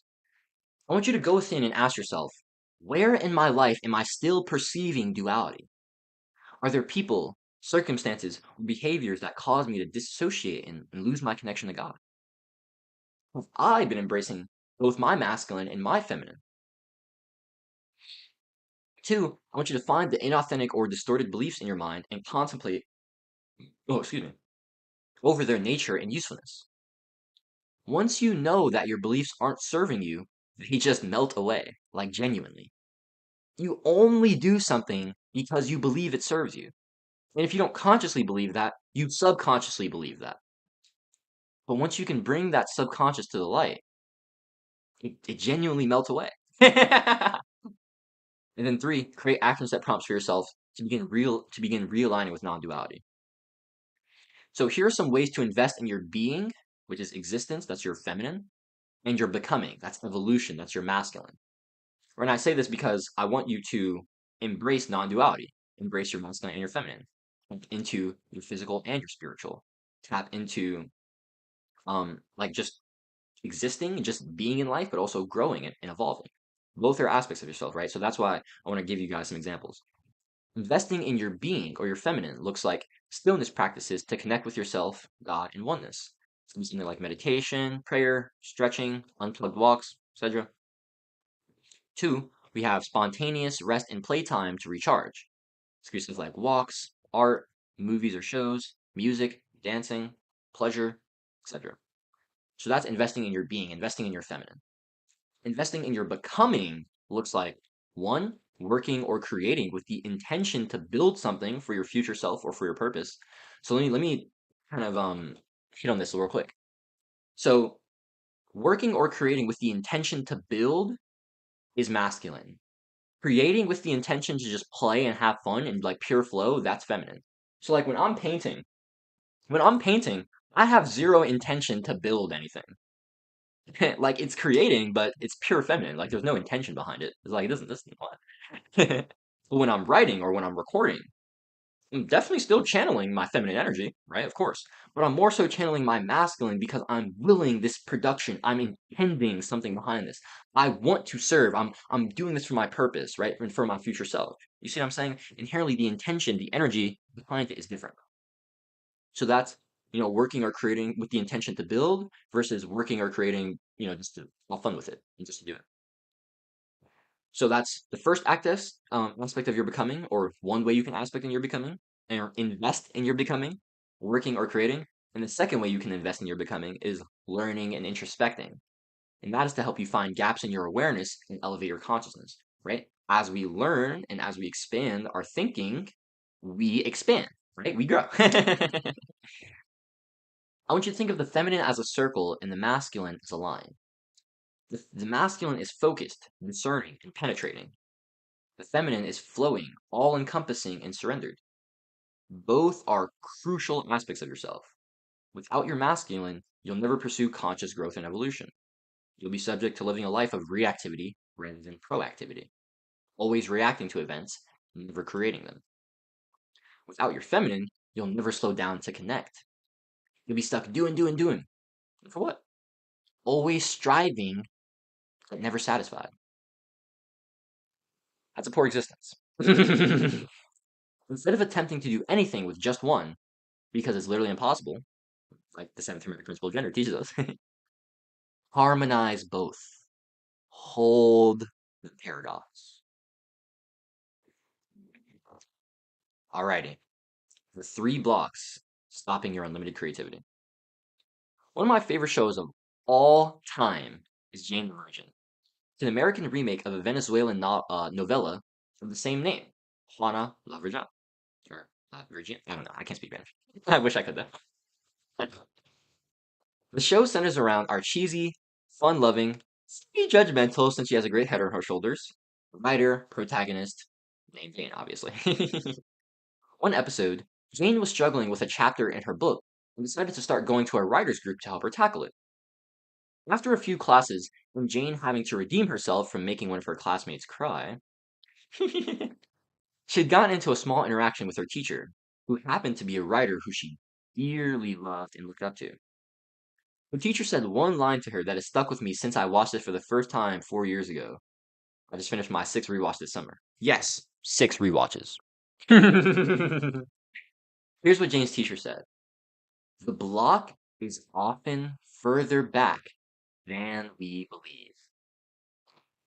Oh, it's so profound. Because it is.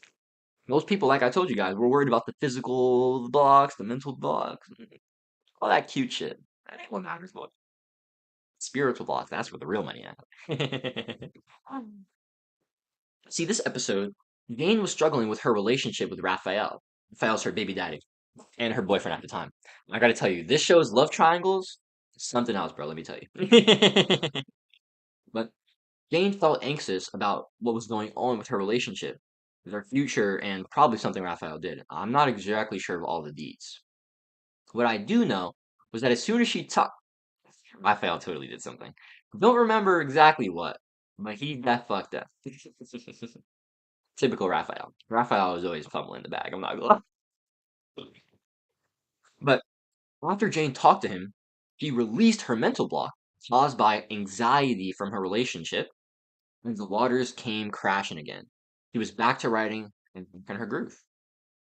See, the thing is, Jane thought that, oh, I just don't know what the story is. I don't really know. I'm feeling lost in the writing. The block was further back, Annie. It was a mental block. It had nothing to do with the story and everything to do with her. We have 3 types of blocks. Physical blocks, connected to our bodies. Surface level friction, hunger, dehydration, sound interrupting your focus, pain in your hand that stops you from writing or typing. Then we have mental blocks, connected to our minds. Mid-level friction, lack of focus caused by overstimulation, poor sleep causing inefficient performance, or the anxiety of what could be that stops us altogether. And then the final one is spiritual blocks, connected to our spirits. The highest form of resistance. Trauma, damaged self-worth, artist abuse, living in duality. All of these are the different types of blocks that can get in our way and stop us from creating. Here are the 3 tools, the intentional actions, that have tremendously helped me identify and release my own blocks. Number 1, walks. Going on a 10+ minute walk every day is not only solid exercise and a good time to let your mind roam free, it's a good time to introspect and to be with your thoughts. Whilst I love listening to podcasts or videos while walking, I highly recommend unplugging for at least 5 minutes before deep diving into one of your favorite podcasts or videos. This idle time is to allow the mind to rest and is also key to let the spirit reflect. As the body is in a mechanical and non taxing state, our mind and spirit work together to process our emotions, identify our problems, and best address them through acceptance or action steps. But if we don't allow ourselves this idle time to process, then we won't. Right? This is why stillness is so important in the digital renaissance. All around, we have technology coming in all the time. We're always consuming, whether it's consuming content, consuming food, consuming bullshit from other people, like other people's ideas. It doesn't matter. We're always consuming. We're never just still, and we're barely creating, right? The thing is, if you're always letting things in, how can shit come out? Right? This is a one-way street, right? Input and output, like it comes in through the same way. And so if stuff is always coming in, stuff can't come out. If you're always letting noise in, you'll never quiet down to let the things that need to come up come up. Your emotions are just repressed. You're you have so many things inside of you, in your body, in your mind that have just been repressed. And since you don't allow yourself this idle time to reflect for these things to come up, they'll just stay there. They'll just stay in the shadow. This is why we need these times to unplug, to be still, to allow these things to come up so we can process, so we can identify our problems, so we can best address them through acceptance or action steps. Here's the second thing, or the second technique, meditation. I'll admit, I was always skeptical of meditation. Like, why would I sit there and chant Om? Like, what? Actually, it's Om and technically Om, like Om, but regardless, right? Or that's supposed to say chant Am. Whatever. I stayed skeptical until I finally understood the true purpose of meditation, or one of them at least, which is to train our ability to calm the mind and dive into the truest depth of our spirits. Once I understood that meditation was merely a technique to hunt for greater mental and spiritual mastery, I was instantly on board. I'd certainly recommend everyone dabble and try out different meditations. There's over 100 techniques, and not everything works for everyone. Here's a simple refocusing technique that I like to use pretty often. A very simple inhale and exhale while focusing on the movement of the breath. I breathe in and try to notice the life energy going down my chest and my stomach. I breathe out and try to notice the life force shooting up my spine. Follow the breath. Start with just 2 minutes for the next week and see how you like it. I started out with just 2 minutes a day and saw results in my mental clarity and stillness almost instantly, like literally. It's pretty crazy. You can do an even simpler practice by just sitting or laying down and closing your eyes. No breath work, no chanting, just sitting in silence. Just pure being. Let me actually say this real quick. When it comes to meditation, most people are like skeptical, or not even skeptical, but just discouraged to meditate because they think that, oh, I don't know how to calm my mind. My mind, my thoughts, they just keep arising. I guess I don't know how to meditate correctly. I guess I'm doing it wrong. No, you're not doing it wrong. That's how you meditate. Thing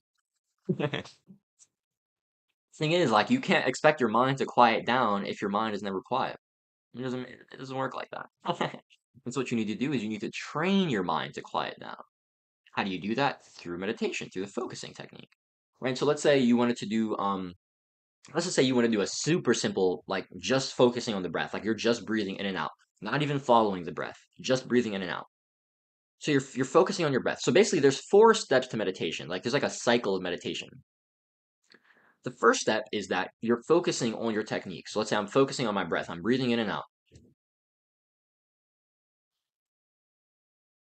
right? I'm breathing. And then eventually my mind wanders. So step 2 is your mind wanders.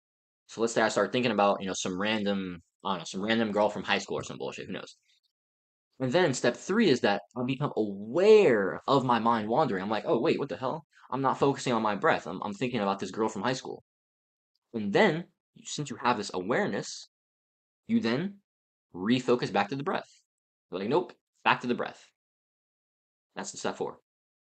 So step 1 is you're focusing on the breath. Step 2 is your mind wanders. Step 3 is you gain awareness of that your mind wanders. And then step 4 is you refocus back to the breath. It's a cycle. That's one meditation rep, basically.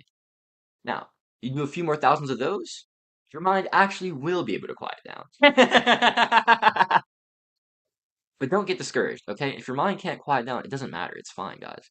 Meditation isn't really about quieting your mind, it's about connecting with yourself. That's what it's about. And the thing is, if things come up in your mind so you can actually start processing them, do that. Like, actually start contemplating these things in your meditation that arise. If you want to do that, allow yourself that. Don't judge yourself for like having thoughts in your mind during your meditation. There are many types of meditation. Do what you feel resonates with you.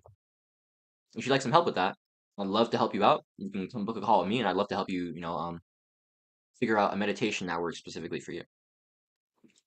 Okay, final action, journaling. Journaling has easily been the tool that has helped me identify my blocks through introspection and allows me to take a pickaxe on the dam every day to make progress towards my blocks and blocking. Progress towards my make progress towards unblocking. There we go. What the hell? Now, I don't really journal that much consistently, like every day now, but I really feel like journaling was the hugest thing that helped me get into my journey because journaling teaches you how to think. Journaling allows you to slow down your thinking, slow down your processing, and it allows you to create distance from your thoughts. And since you create that distance, you can actually see your thoughts and you're like, I didn't know I actually believe that. I didn't know this was actually my perception, right? Since they're like, you actually create physical distance from you. Like you separated yourself from your thoughts. They're not in here anymore. Like they're on paper. You can actually see them. And you're like, damn, wow. I didn't even realize that this is how I viewed myself, or this is how I viewed the world.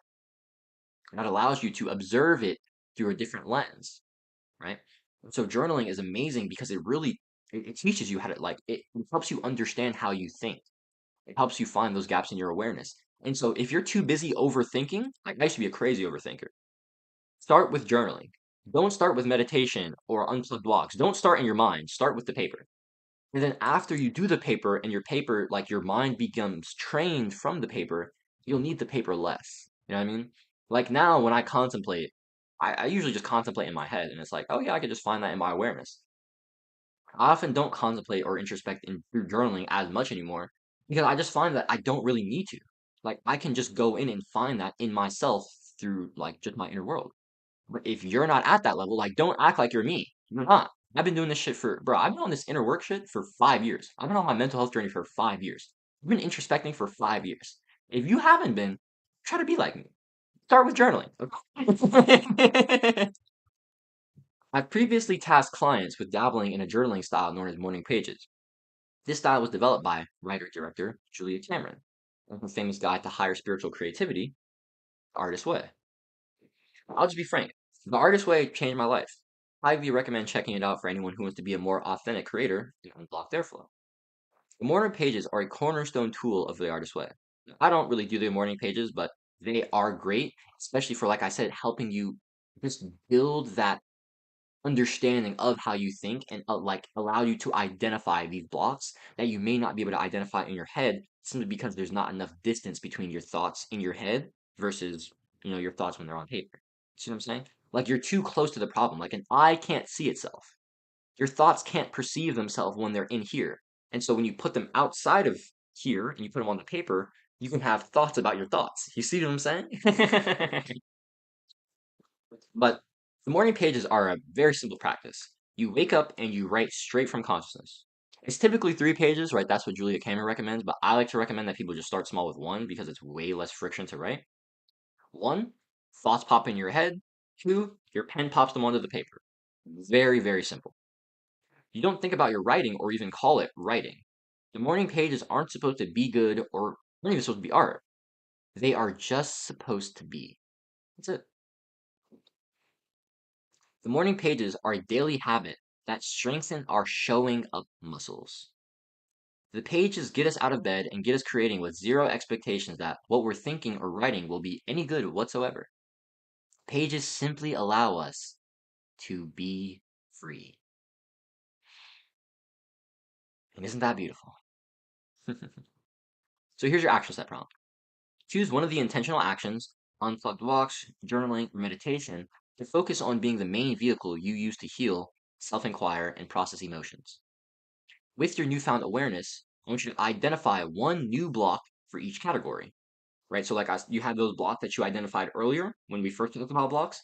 Now, with your new awareness, I want you to find a new physical block, a new mental block, and a new spiritual block. And then 3, create an action step prompt that allows you to begin making progress towards these blocks. Here's an example. Let's say you wanted to choose unplugged blocks as your vehicle. And your blocks that you've identified are that my muscles are always sore, which distracts me from working longer. Okay. That's a physical block. I'm tired, which makes it hard to focus. It's a mental block. And I'm not embracing my true nature as a creator. It's your spiritual block. So your action steps are go to bed 60 minutes earlier, more sleep, plus more recovery. Boom, double whammy. Wait, it should not say plus. That should say equal. Good job, Jaden. Double whammy, right? And then also go on a 5-minute unplugged walk to connect with myself, connect with nature, and connect with nothingness. Right? That is how you embrace your spiritual block of not embracing your true nature as a creator. All right, guys, that was part 3. The blocks on your limited creativity. Now that you understand the blocks in your creativity, now that you understand the art of alchemy, you can understand your blocks. You can begin taking action to unblock them. You can begin transmuting your negative experiences into positive experiences. And you can begin shifting your reality. You have all the mindsets, the metaphysics, and the tactics available to you. But if you're still struggling with perfectionism, with taking action and making change, I get it. And that's why this bonus is here for you. All right, gang, let's wrap this up. So it's a couple hours later. If you guys look at the time, I just need to go do manual labor in the backyard for 2 hours, and I still haven't eaten anything today. So staying fasted. Let's go. Let's fucking do this shit. Conquering perfectionism, taking action, and making change. Within complaints is a particular degree of conviction. Stop bitching and do something. Oftentimes, we feel stuck in a cycle, a loop, pattern, an inescapable death trap that is holding us back from truly living in the reality that we desire to experience. And so, life flippin' sucks. I get it. What I don't get is your choice of energy investment when it comes to doing something about it. Your bitching is charging the materialization of a reality that you don't want to experience.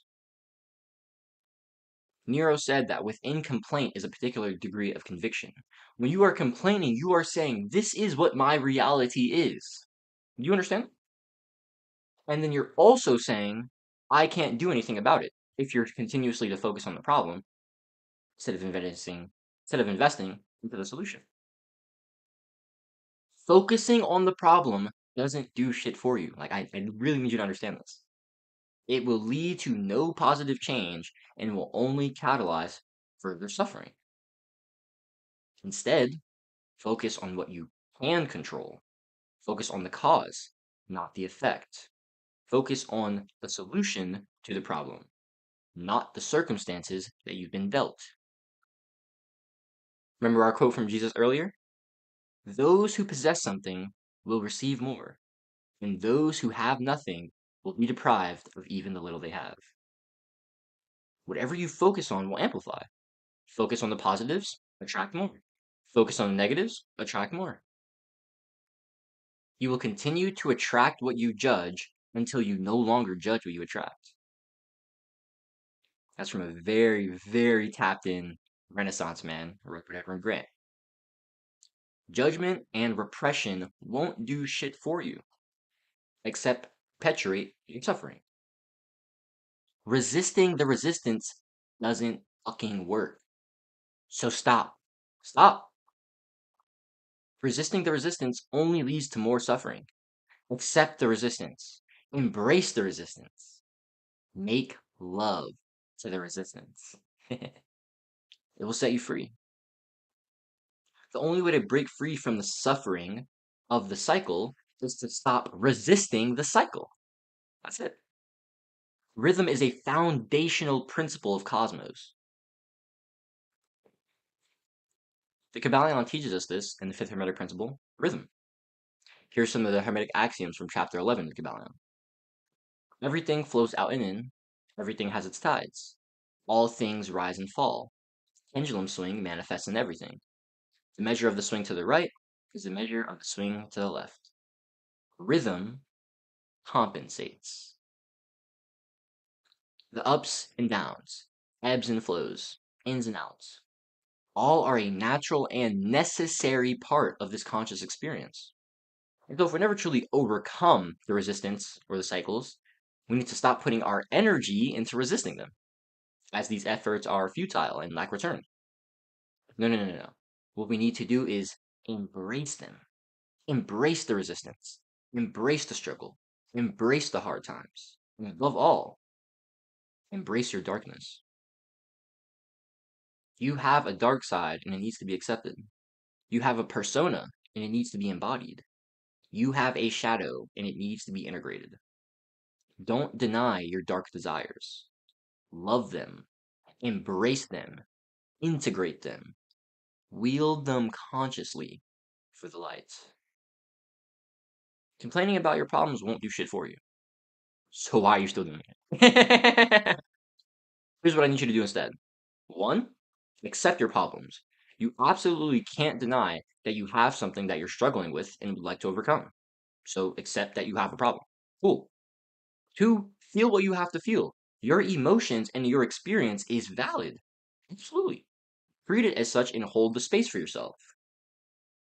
And then 3, move the fuck on and start refocusing on your actions, your goals, and your abundance.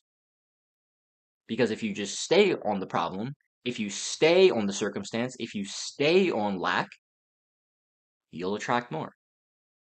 Feel what you have to feel, but don't stay in that forever. Now, here's what you guys have probably been waiting for: how to make perfectionism your bitch. From a metaphysical perspective. The sense of progress and fulfillment I've gotten over the past 9 months from pursuing my YouTube, Substack, business, and my career goals has been so immense. And I'm beyond grateful for my achievements. I'm genuinely living in my purpose every day as a Renaissance man, esoteric philosopher, and creativity coach. And I couldn't be more fulfilled or in love with life. Genuinely. But I wouldn't be here if I hadn't conquered my perfectionism. It's genuinely wild to know that I used to genuinely never, like, never take action because of perfectionism. And now I don't even consider, like, don't even think about trying to make something absolutely perfect, right? It's like, of course, I'm going to make it as good as possible. Like for Mental Alchemy 101, there were times where I went back and edited. There are things that I feel like, oh man, I wish I could add this in here, but it's like, then it would never be ever. You know what I mean? Of course, I want to make it as good as possible, but that no longer comes from anxious attachment, right? It comes from a place of purpose and service, play, enjoyment, and detachment, right? Which are all excellent things for improving your mental health, cultivating a greater quality of life. So here's how to make perfectionism your dirty little slut. Whoa, whoa, whoa, whoa. Bro started tweaking. Jaden turns 21, don't have that. So back in late December, I got a response to my comment on a Substack creator's post. Gabriella, she had posted, or her note rather. Imagine how much art you could make if you just let yourself create. If you just let yourself create it regardless of how you feel. And I said, a fuck ton. I'm living proof.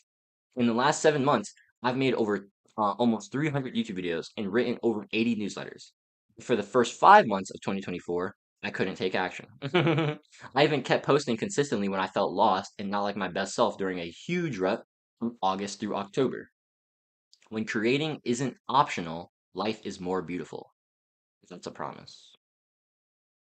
Gabriella responded. She said, "This is incredible. Please spill your secrets." And that's for those of y'all that don't know, I'm a projector in human design. So when I get that invitation, when somebody asks, "Y'all know I'm a slime, yo, what?" I started hooking. All right, so I said, shameless plug. I spilled them all in my book, The Digital Alchemist Blueprint. That is no longer live. I actually took the most important parts of the mental part of Digital Alchemist and just put it into Mental Alchemy. But here's the sauce, all right? The 80% rule is huge. Not the 80-20 rule, though I do love the Pareto principle. The 80% rule is a mindset to help with perfectionism. It basically says that instead of trying to make your creations perfect or get to 100%, Be satisfied with 80. This is good for two reasons. Since you go for 80% instead of 100%, there's always room to improve, which makes long-term growth very accessible, right? It's like inherently, since you're missing that last 20%, there's always something to be better at. You know what I'm saying?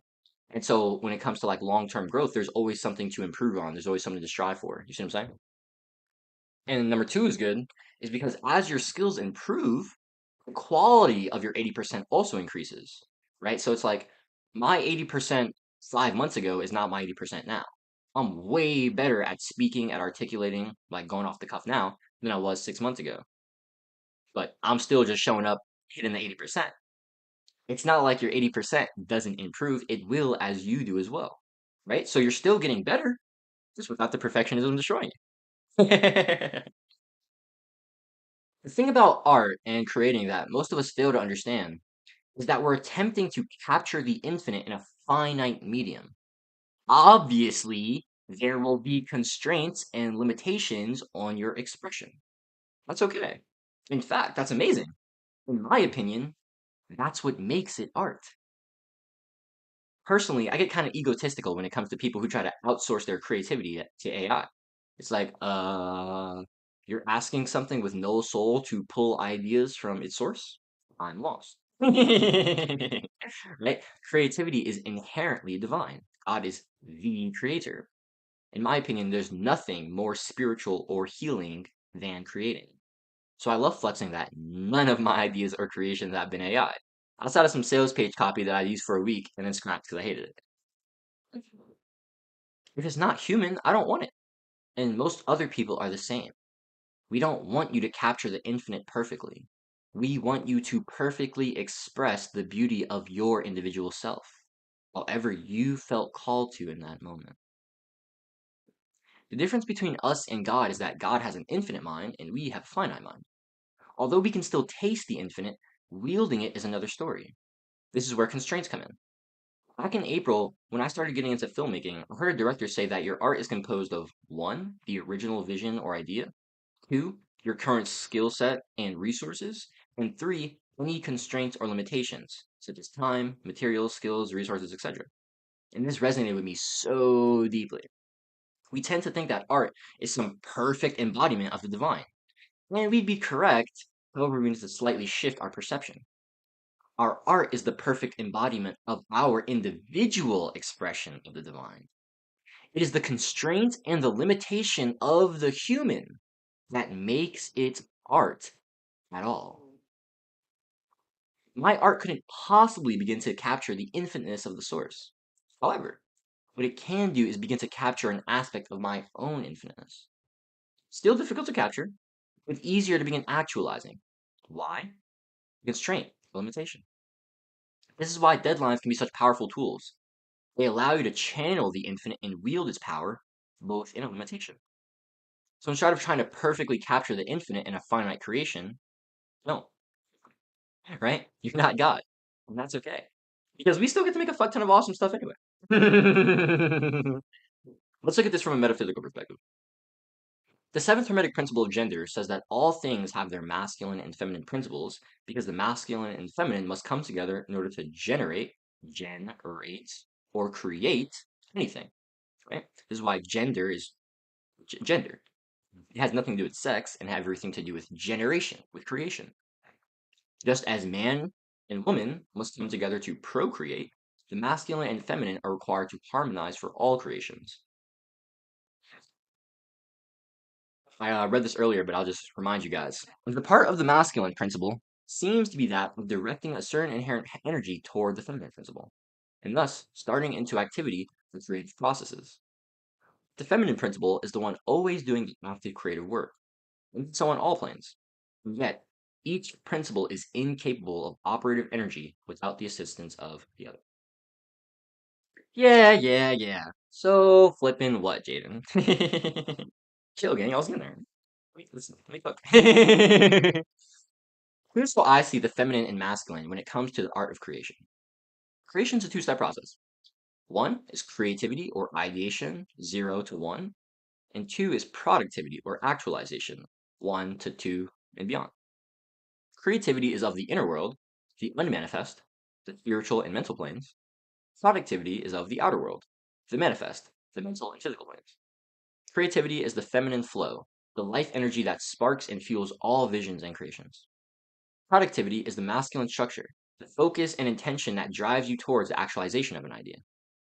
Creativity is our spiritual nature, and productivity is how we embody that spiritual nature in physical plane. Through our creations, we express ourselves.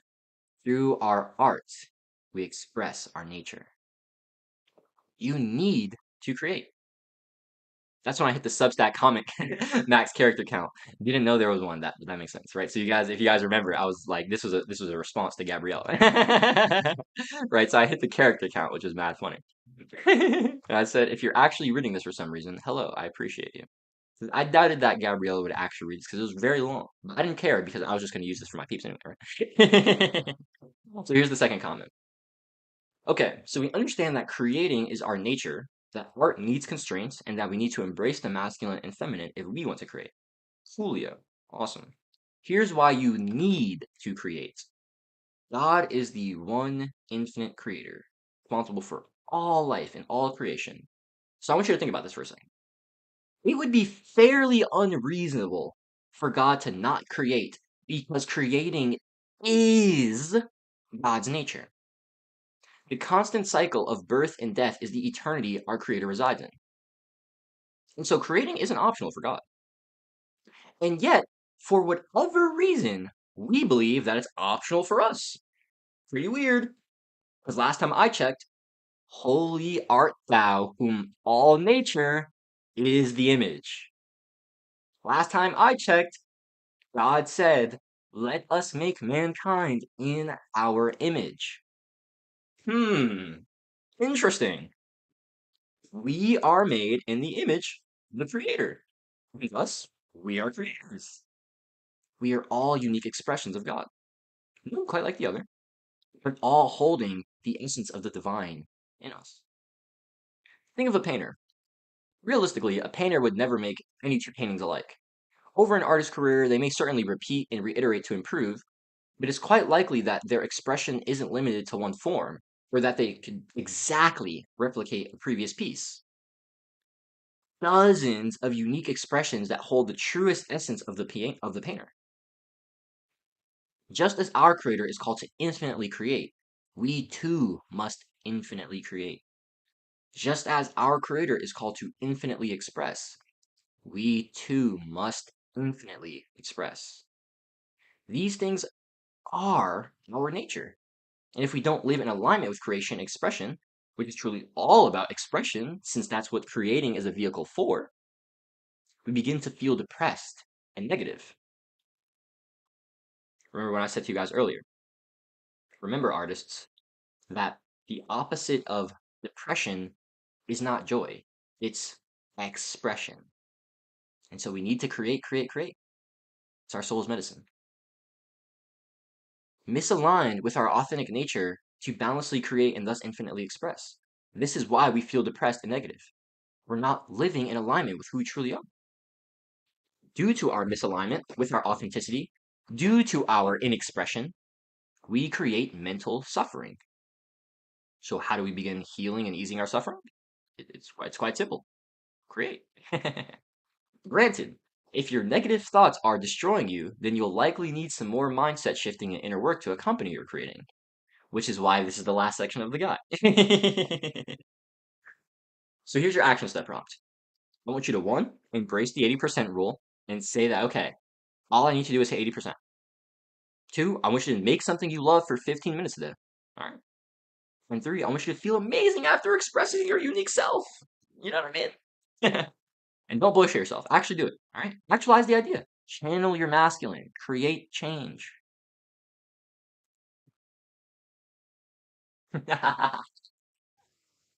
Turn your fucking brain off.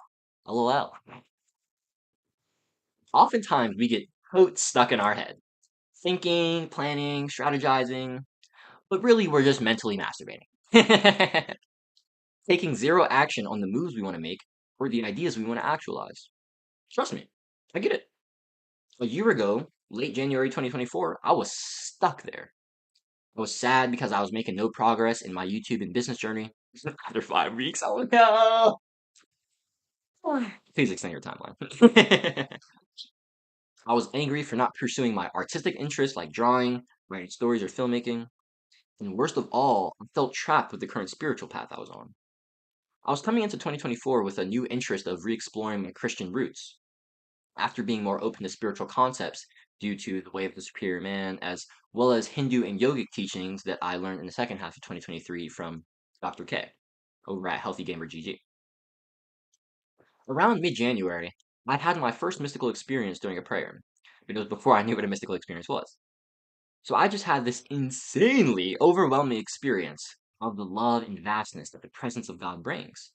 And yet, I'm supposed to believe that God tortures his children that don't confess his true son.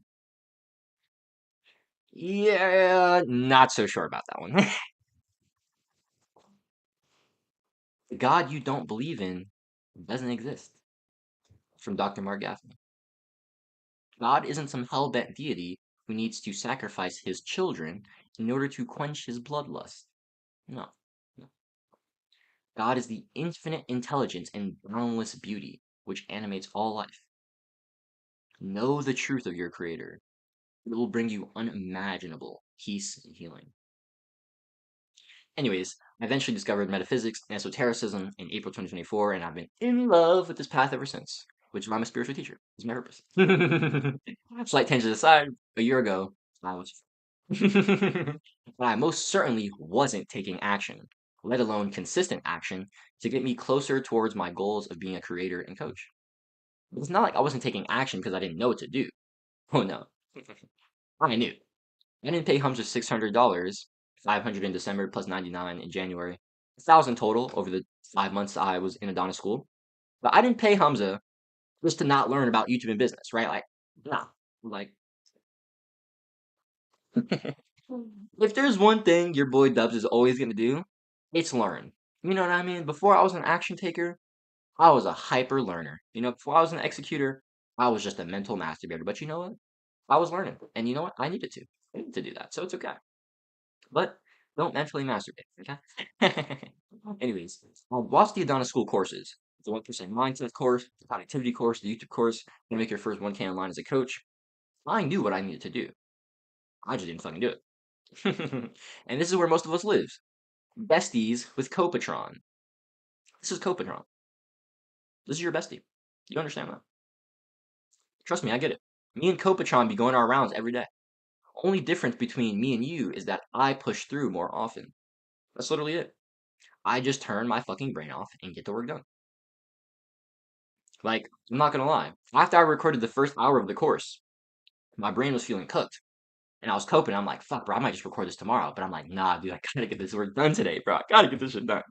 And then the family hit me up and they're like, yo, Jay, bring your ass out here to do labor. So I'm like, damn, this is fucked up. Fuck it, gotta get the work done now. Came back in here, and I'm like, I gotta record the rest of this shit. Turn brain off, get the work done. That's it. So I have a question. What are you turning your brain off for today and just doing? What you want doesn't matter without what you will. And what I mean by that is your desire, what you want, is irrelevant without your intention, what you will. The feminine don't mean shit without the masculine. You need both. You need both. So, like, you have these dreams, right?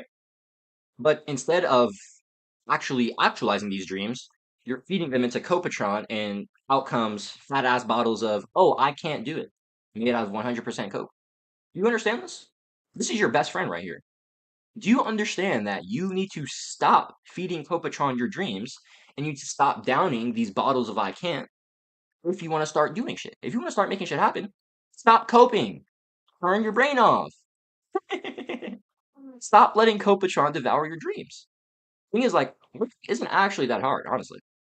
90% of the game, like 90%, it's just a matter if you can push past the cope, right? The mental resistance, put your booty in a seat, and continue to refocus on the task at hand when you're distracted for an extended period of time.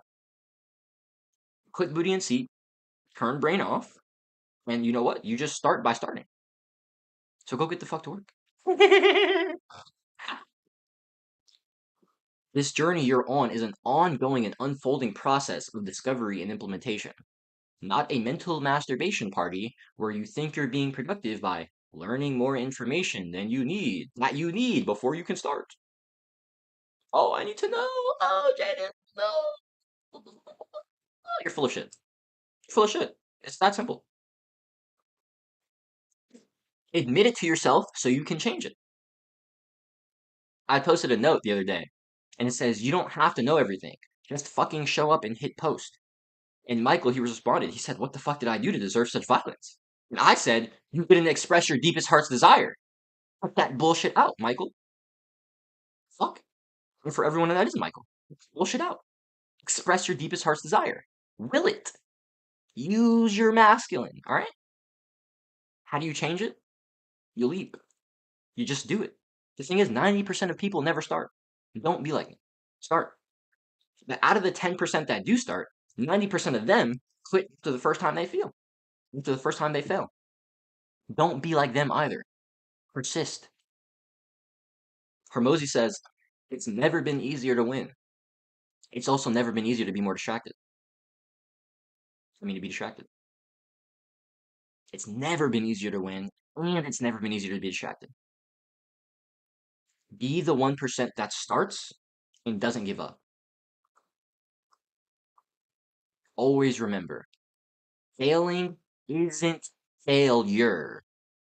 Failing is feedback. My goat Dan, he likes to say that skill stacking is failure stacking. The more you fail, the faster you stack skills. So fail, fail, fail. It's how you correct course so you can get where you want to go.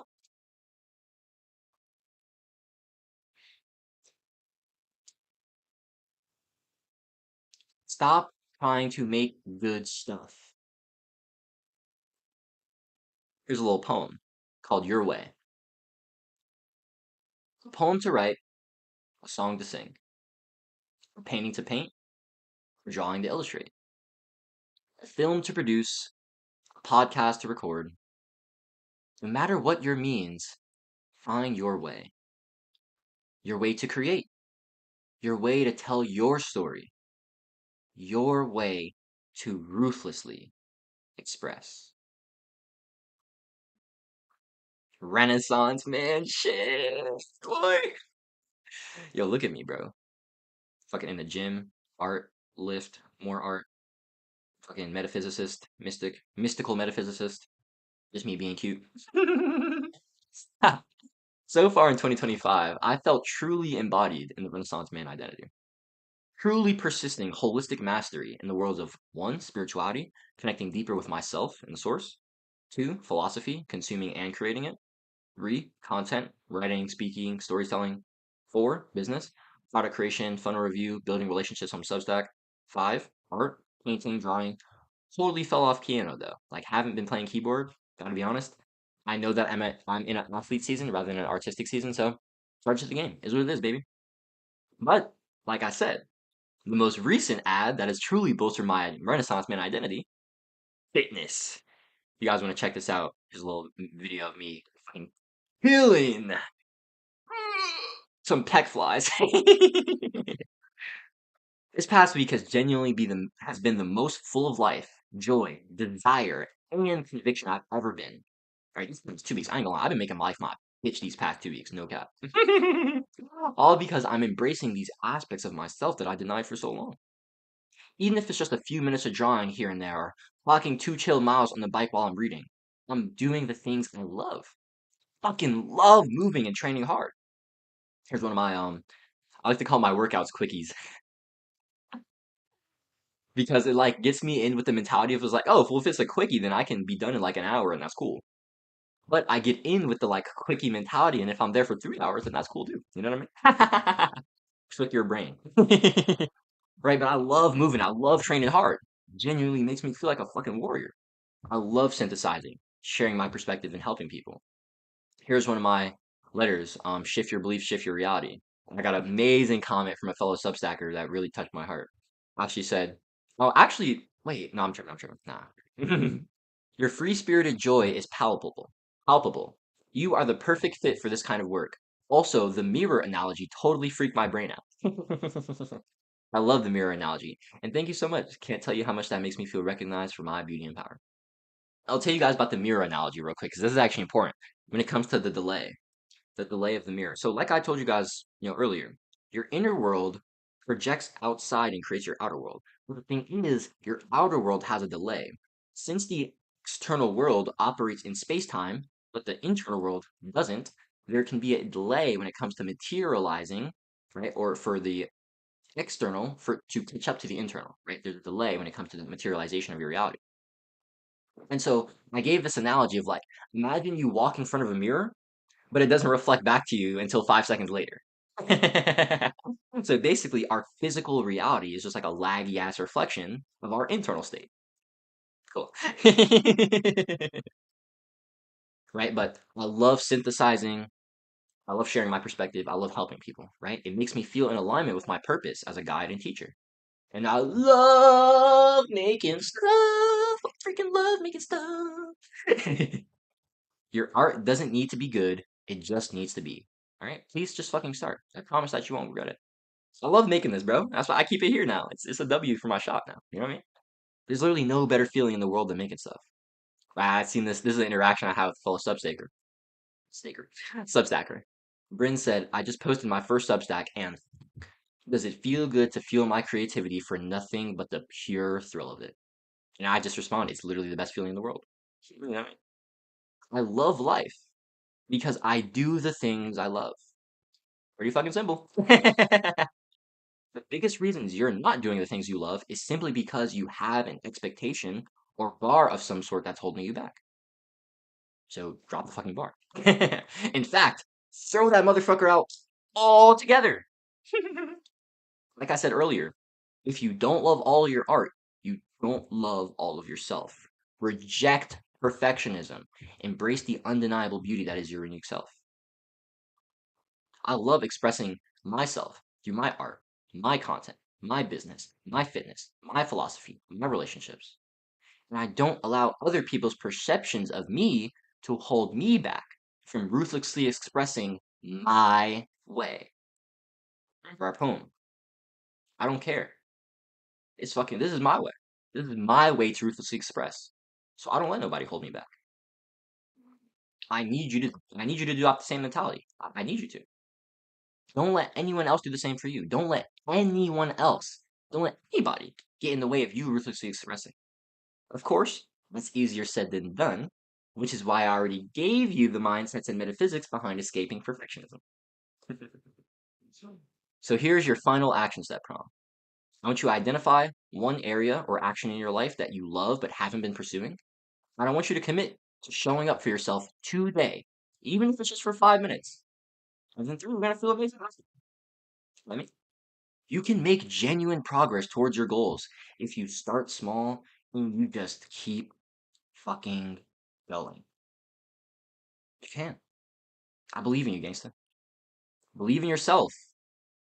You've already won.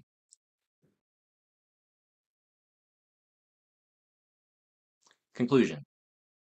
The Digital Renaissance Creators Movement. If you've gotten to the end of this guide, thank you. For real, genuinely. This guide is all the information you need in order to become a mental alchemist and unblock your unlimited creativity. However, information is only half the equation. You also need to execute. You need execution of the information, okay? You don't need more knowledge, you need more execution. Learning is only productive if you're using what you learn to build. Stop hoping. Get to work. Okay?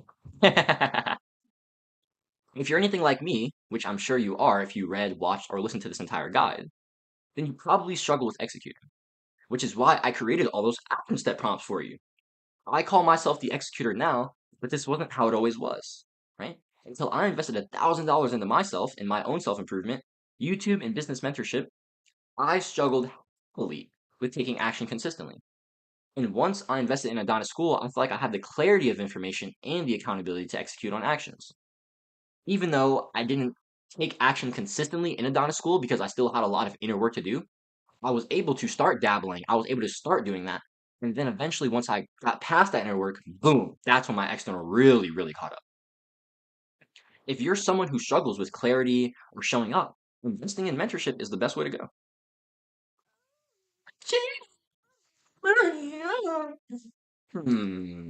I call cap. Invest in myself, in my business, or in my career, right? Yeah. Oh, yeah, this shouldn't say my business. And my creating. 999. Too much. Buy a new iPhone. 999. Let's go. If you're willing to spend $1,000 on a dopamine delivery system, but not willing to invest $1,000 in your future, you'll stay trapped forever. So it's simple. Stop investing in other companies. Start investing in you. Okay? The choice is yours. But don't make excuses about money. Okay? Now that you've gotten that limited belief out the way, here are your next steps. If you'd like personalized help and accountability to implement the information in this guide, I'd like to invite you to join me in my one-to-one coaching for programmers. My one-to-one coaching program for writers, artists, and entrepreneurs who want to reclaim their mental health and unblock their unlimited creativity in 16 weeks. Throughout our 16 weeks together, I'll help you apply the Mental Alchemy 101 guide to your unique situation for the best results possible, as well as the integrated creator framework that is based around the 4 practical pillars of esoteric self-improvement. So basically, what I'll help you do is apply the information in this guide to your specific scenario, to your specific mental blocks, your specific circumstances. I'll help you actively identify like the things in here. Like this guide is great, but like since it's so general, since it's so it's for everybody. Something might You might read something in here and like, ah man, this is good. I don't exactly know how to apply this to my situation. I will help you apply it to your situation. I already know. I just have to know you then. You know what I mean? So that's how I can help you apply Mental Alchemy 101 to your situation. The integrated creator framework is basically how I help you develop a more holistic lifestyle through the 4 pillars of esoteric self-improvement: stillness, movement, mind, and then work or creating. Stillness, movement, learning slash mind, work or creating. So that's that, right? If you're a writer, artist, or entrepreneur who wants to reclaim their mental health and unblock their unlimited creativity in 6 weeks so you can live more authentically, creatively, and fulfilled in your life and career, my one-to-one program is for you. It is. Promise. Well, maybe not, right? Which is why I'd want you to hop on a call with me so then we could be sure, but it's probably a place for you. My program is to help you create a more holistic life you love in the world of health and creating through one, unblocking your unlimited creativity, shattering limited beliefs, and healing your inner child through mindset, inner work, esoteric wisdom, metaphysics, stillness practices, flow state tasks, and forgiveness. Basically, what I went through in the Mental Alchemy 101. Two, by helping you build a daily creating habit with the productivity overload equation to intentionally move towards your goals or desired reality. Right? And that's like helping you with the integrated creator and helping you basically make these new habits of yours that you want to integrate habits, right? Make these new things that you want to tackle or take on habits, right? So if you want to start creating content, I'll help you build a content habit. If you want to start walking, I'll help you create a walking habit. You see what I'm saying? And then three, conquering negative mental health through spiritual health practices, right? So my program will help you unblock your creativity. It will help you build a daily creating habit, and it will help you conquer your negative mental health. Your newfound mindsets and action steps will improve your mindset, mental health, and productivity, enabling you to create more of what you love and live a more fulfilling life. So if you're interested, here are the one-to-one coaching features. You join and you get a 1-hour onboarding call with me. You also get access to my private client calendar where you'll be able to book me in at any time for one-to-one coaching throughout the week. You get my personal phone number for unlimited texting and voice messages. And then you also get accountability for your goals and weekly action step prompts. So whenever we hop on calls, if there's something you're struggling with, I'll create an action step prompt for you and I'll hold you accountable to that throughout the week. So you make sure you're on. So you make sure we're on that. You know what I mean? Here's a quick caveat. I offer no guarantees for this program. This program isn't for people looking for cheap wins or fast results. If you need a guarantee to invest in yourself, we aren't the right fit in each other. Cool. Awesome.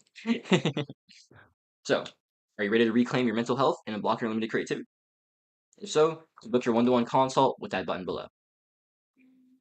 My mission. My name is Jaden Camacho White. I'm the leader of the Digital Renaissance Creators.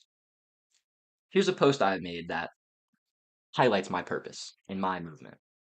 It fucking sickens me that 99.99% of people are living inauthentic lives that they hate. This is why I wake up every morning so I can penetrate the world with my mission. That mission being to help as many people live their most authentic lives as possible by helping them understand who they truly are. It's the spirituality and mental health aspect of my personal brand. And by helping them express who they truly are. That's the creating aspect. That's the holistic life aspect. This is my mission. This is my purpose. If this idea resonates with you, drop a sub and join the Digital Renaissance Creators movement. Well, you already have, right? So.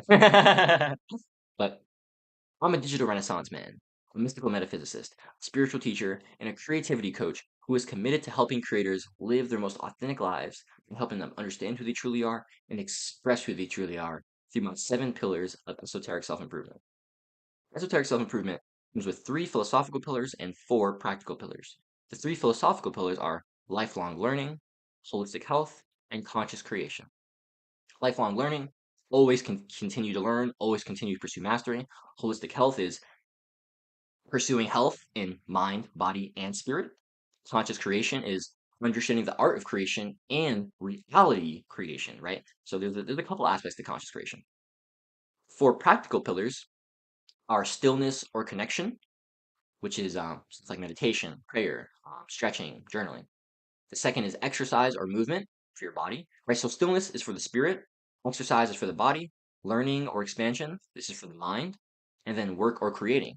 This is also for the spirit. These are the 4 practical pillars of esoteric self-improvement. Through these 7 pillars of esoteric self-improvement, I help people live their most authentic and free lives because this is what has helped me live my most authentic and free life over the last year and a half. I've been on my journey. For the last 20 months, really. Yeah. The Digital Renaissance Creators community is a movement consisting of conscious creators, self-improvers, spiritual seekers, entrepreneurs, polymaths, artists, and visionaries.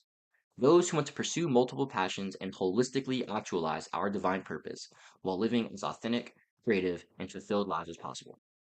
I've never been one for conforming, picking one thing, or fitting into a box. I'm sure you're the same, which is why you're here reading this right now, or listening.